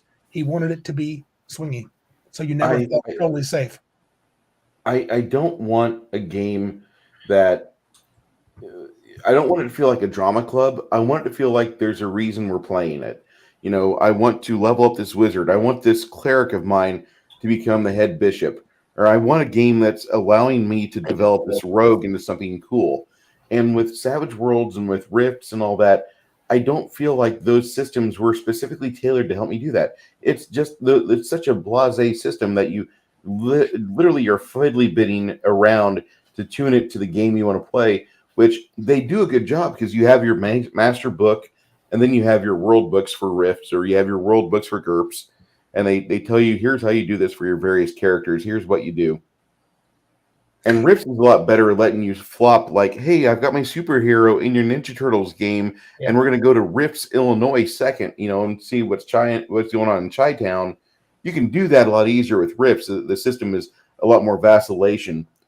But Savage Worlds doesn't allow that. It feels like it's just like a young kid begging for attention at the grown-up table. And I hate to say that about Savage Worlds. I don't know. I don't get that, but I kind of see. I can see how. I think Savage Worlds has a short life at the table, even at our table. Me and Joe have talked about it. I like playing it, but I wouldn't like playing Savage Worlds any setting for probably a year and a half. That's just too long. Yeah. 3 to 6 months is perfect. You get my build game is minuscule. Yeah. The game I'm running right now, I've ran it for a year and 8 months. The player's around 9th to 11th level, if you include Janet, because she's the lowest level character at the table. We've got a lot more stuff to do, and I've got a lot more things in store for the players with the timelines I've got going on. And nobody's telling me they're tired of their character yet. Nobody's telling me they don't want to have another combat. The only complaint I'm really having is one of my players who's a big time nerd. He says, I'm not here for the drama club acting. I'm here for the combats and the chance for me to make money. That's the biggest complaint I've heard at my table from my players. And so I guess I'm doing things pretty much okay because he's kind of helping drive the party and pushing them. He's not letting them sit down for 3 weeks and craft. And that's just something I kind of appreciate. That's how my table is. I've had him for the past 5 years, 6 years. That guy would probably not like Savage Worlds at all because the game does not engender an idea of, in most Savage Worlds games, if you get into lots of fights, you get in trouble. You just can't afford to have 5 or 6 fights in one day. It's just real, unless they're like really cupcakes. It's just too dangerous. Yep. All right. We are at 3:20. All right. So The consensus is there isn't a consensus. Hey, Joe's in charge of the channel. Guess that. Yeah, he is. Well, I'm just saying as far as Savage Worlds is concerned. Oh no, it's okay. I mean, So if you want to play it and you want to enjoy it, please do. It's just not for me. right. So I get what you're saying. It's very generic. Doesn't have its own thing except, to be generic. Yeah. But that's fine. Anyway, Bruce, before we go, where can people find you on the interwebs should they want to do that? If you are interested in the things I have to say or blunder about or blather about, you can find me on the YouTube channel, Bruce Lombardo of Dick's Division. And if you're wondering about Dick's Division, it's just a guy that's kind of local here in San Antonio. And I want you for the Dick's Division. And they're a fun bunch of Hellraisers that they have a good gilded channel. They have a good set of channels that are affiliated with it. But their memes are fan-freaking-tastic. And I just love the Henri camaraderie.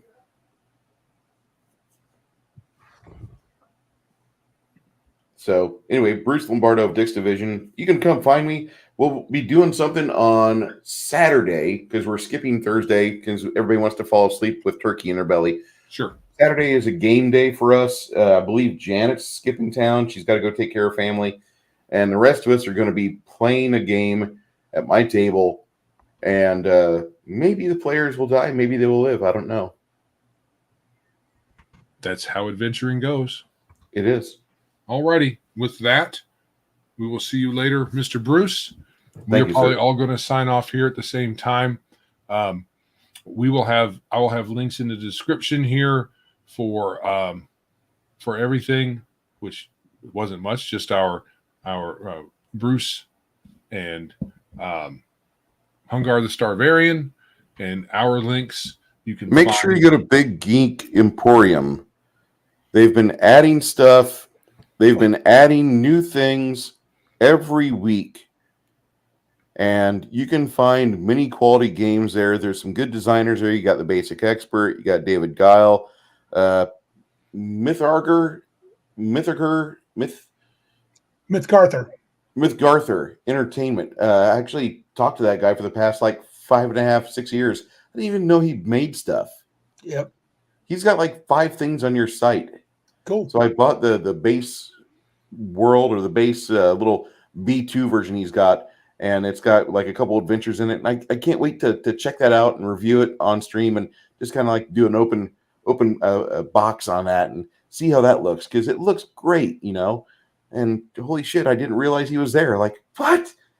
So yeah, the Red Room, they have 50 different things there, something They're like that. awesome, man. Yeah. I love the Red Room. Right. I need to buy the Red Room stuff. Yes, Victor also has a Kickstarter.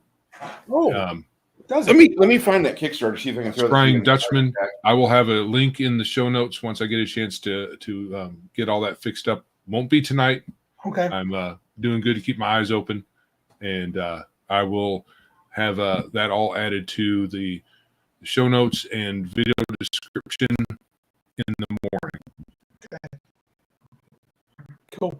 But yeah, we will make sure. I'll make sure to shout that out some more. Scrying Dutchman. It's a modern game. So anyway, with that, are we waiting for Bruce? I don't know. I'm ready to go. Appreciate it. And let me throw this in your private chat so you have the link. Okie dokie. All right, with that, this is Joe, Randy, late Randy, and this isn't officially a biggest geekest episode. If you can't be big like us, then be geeks like us.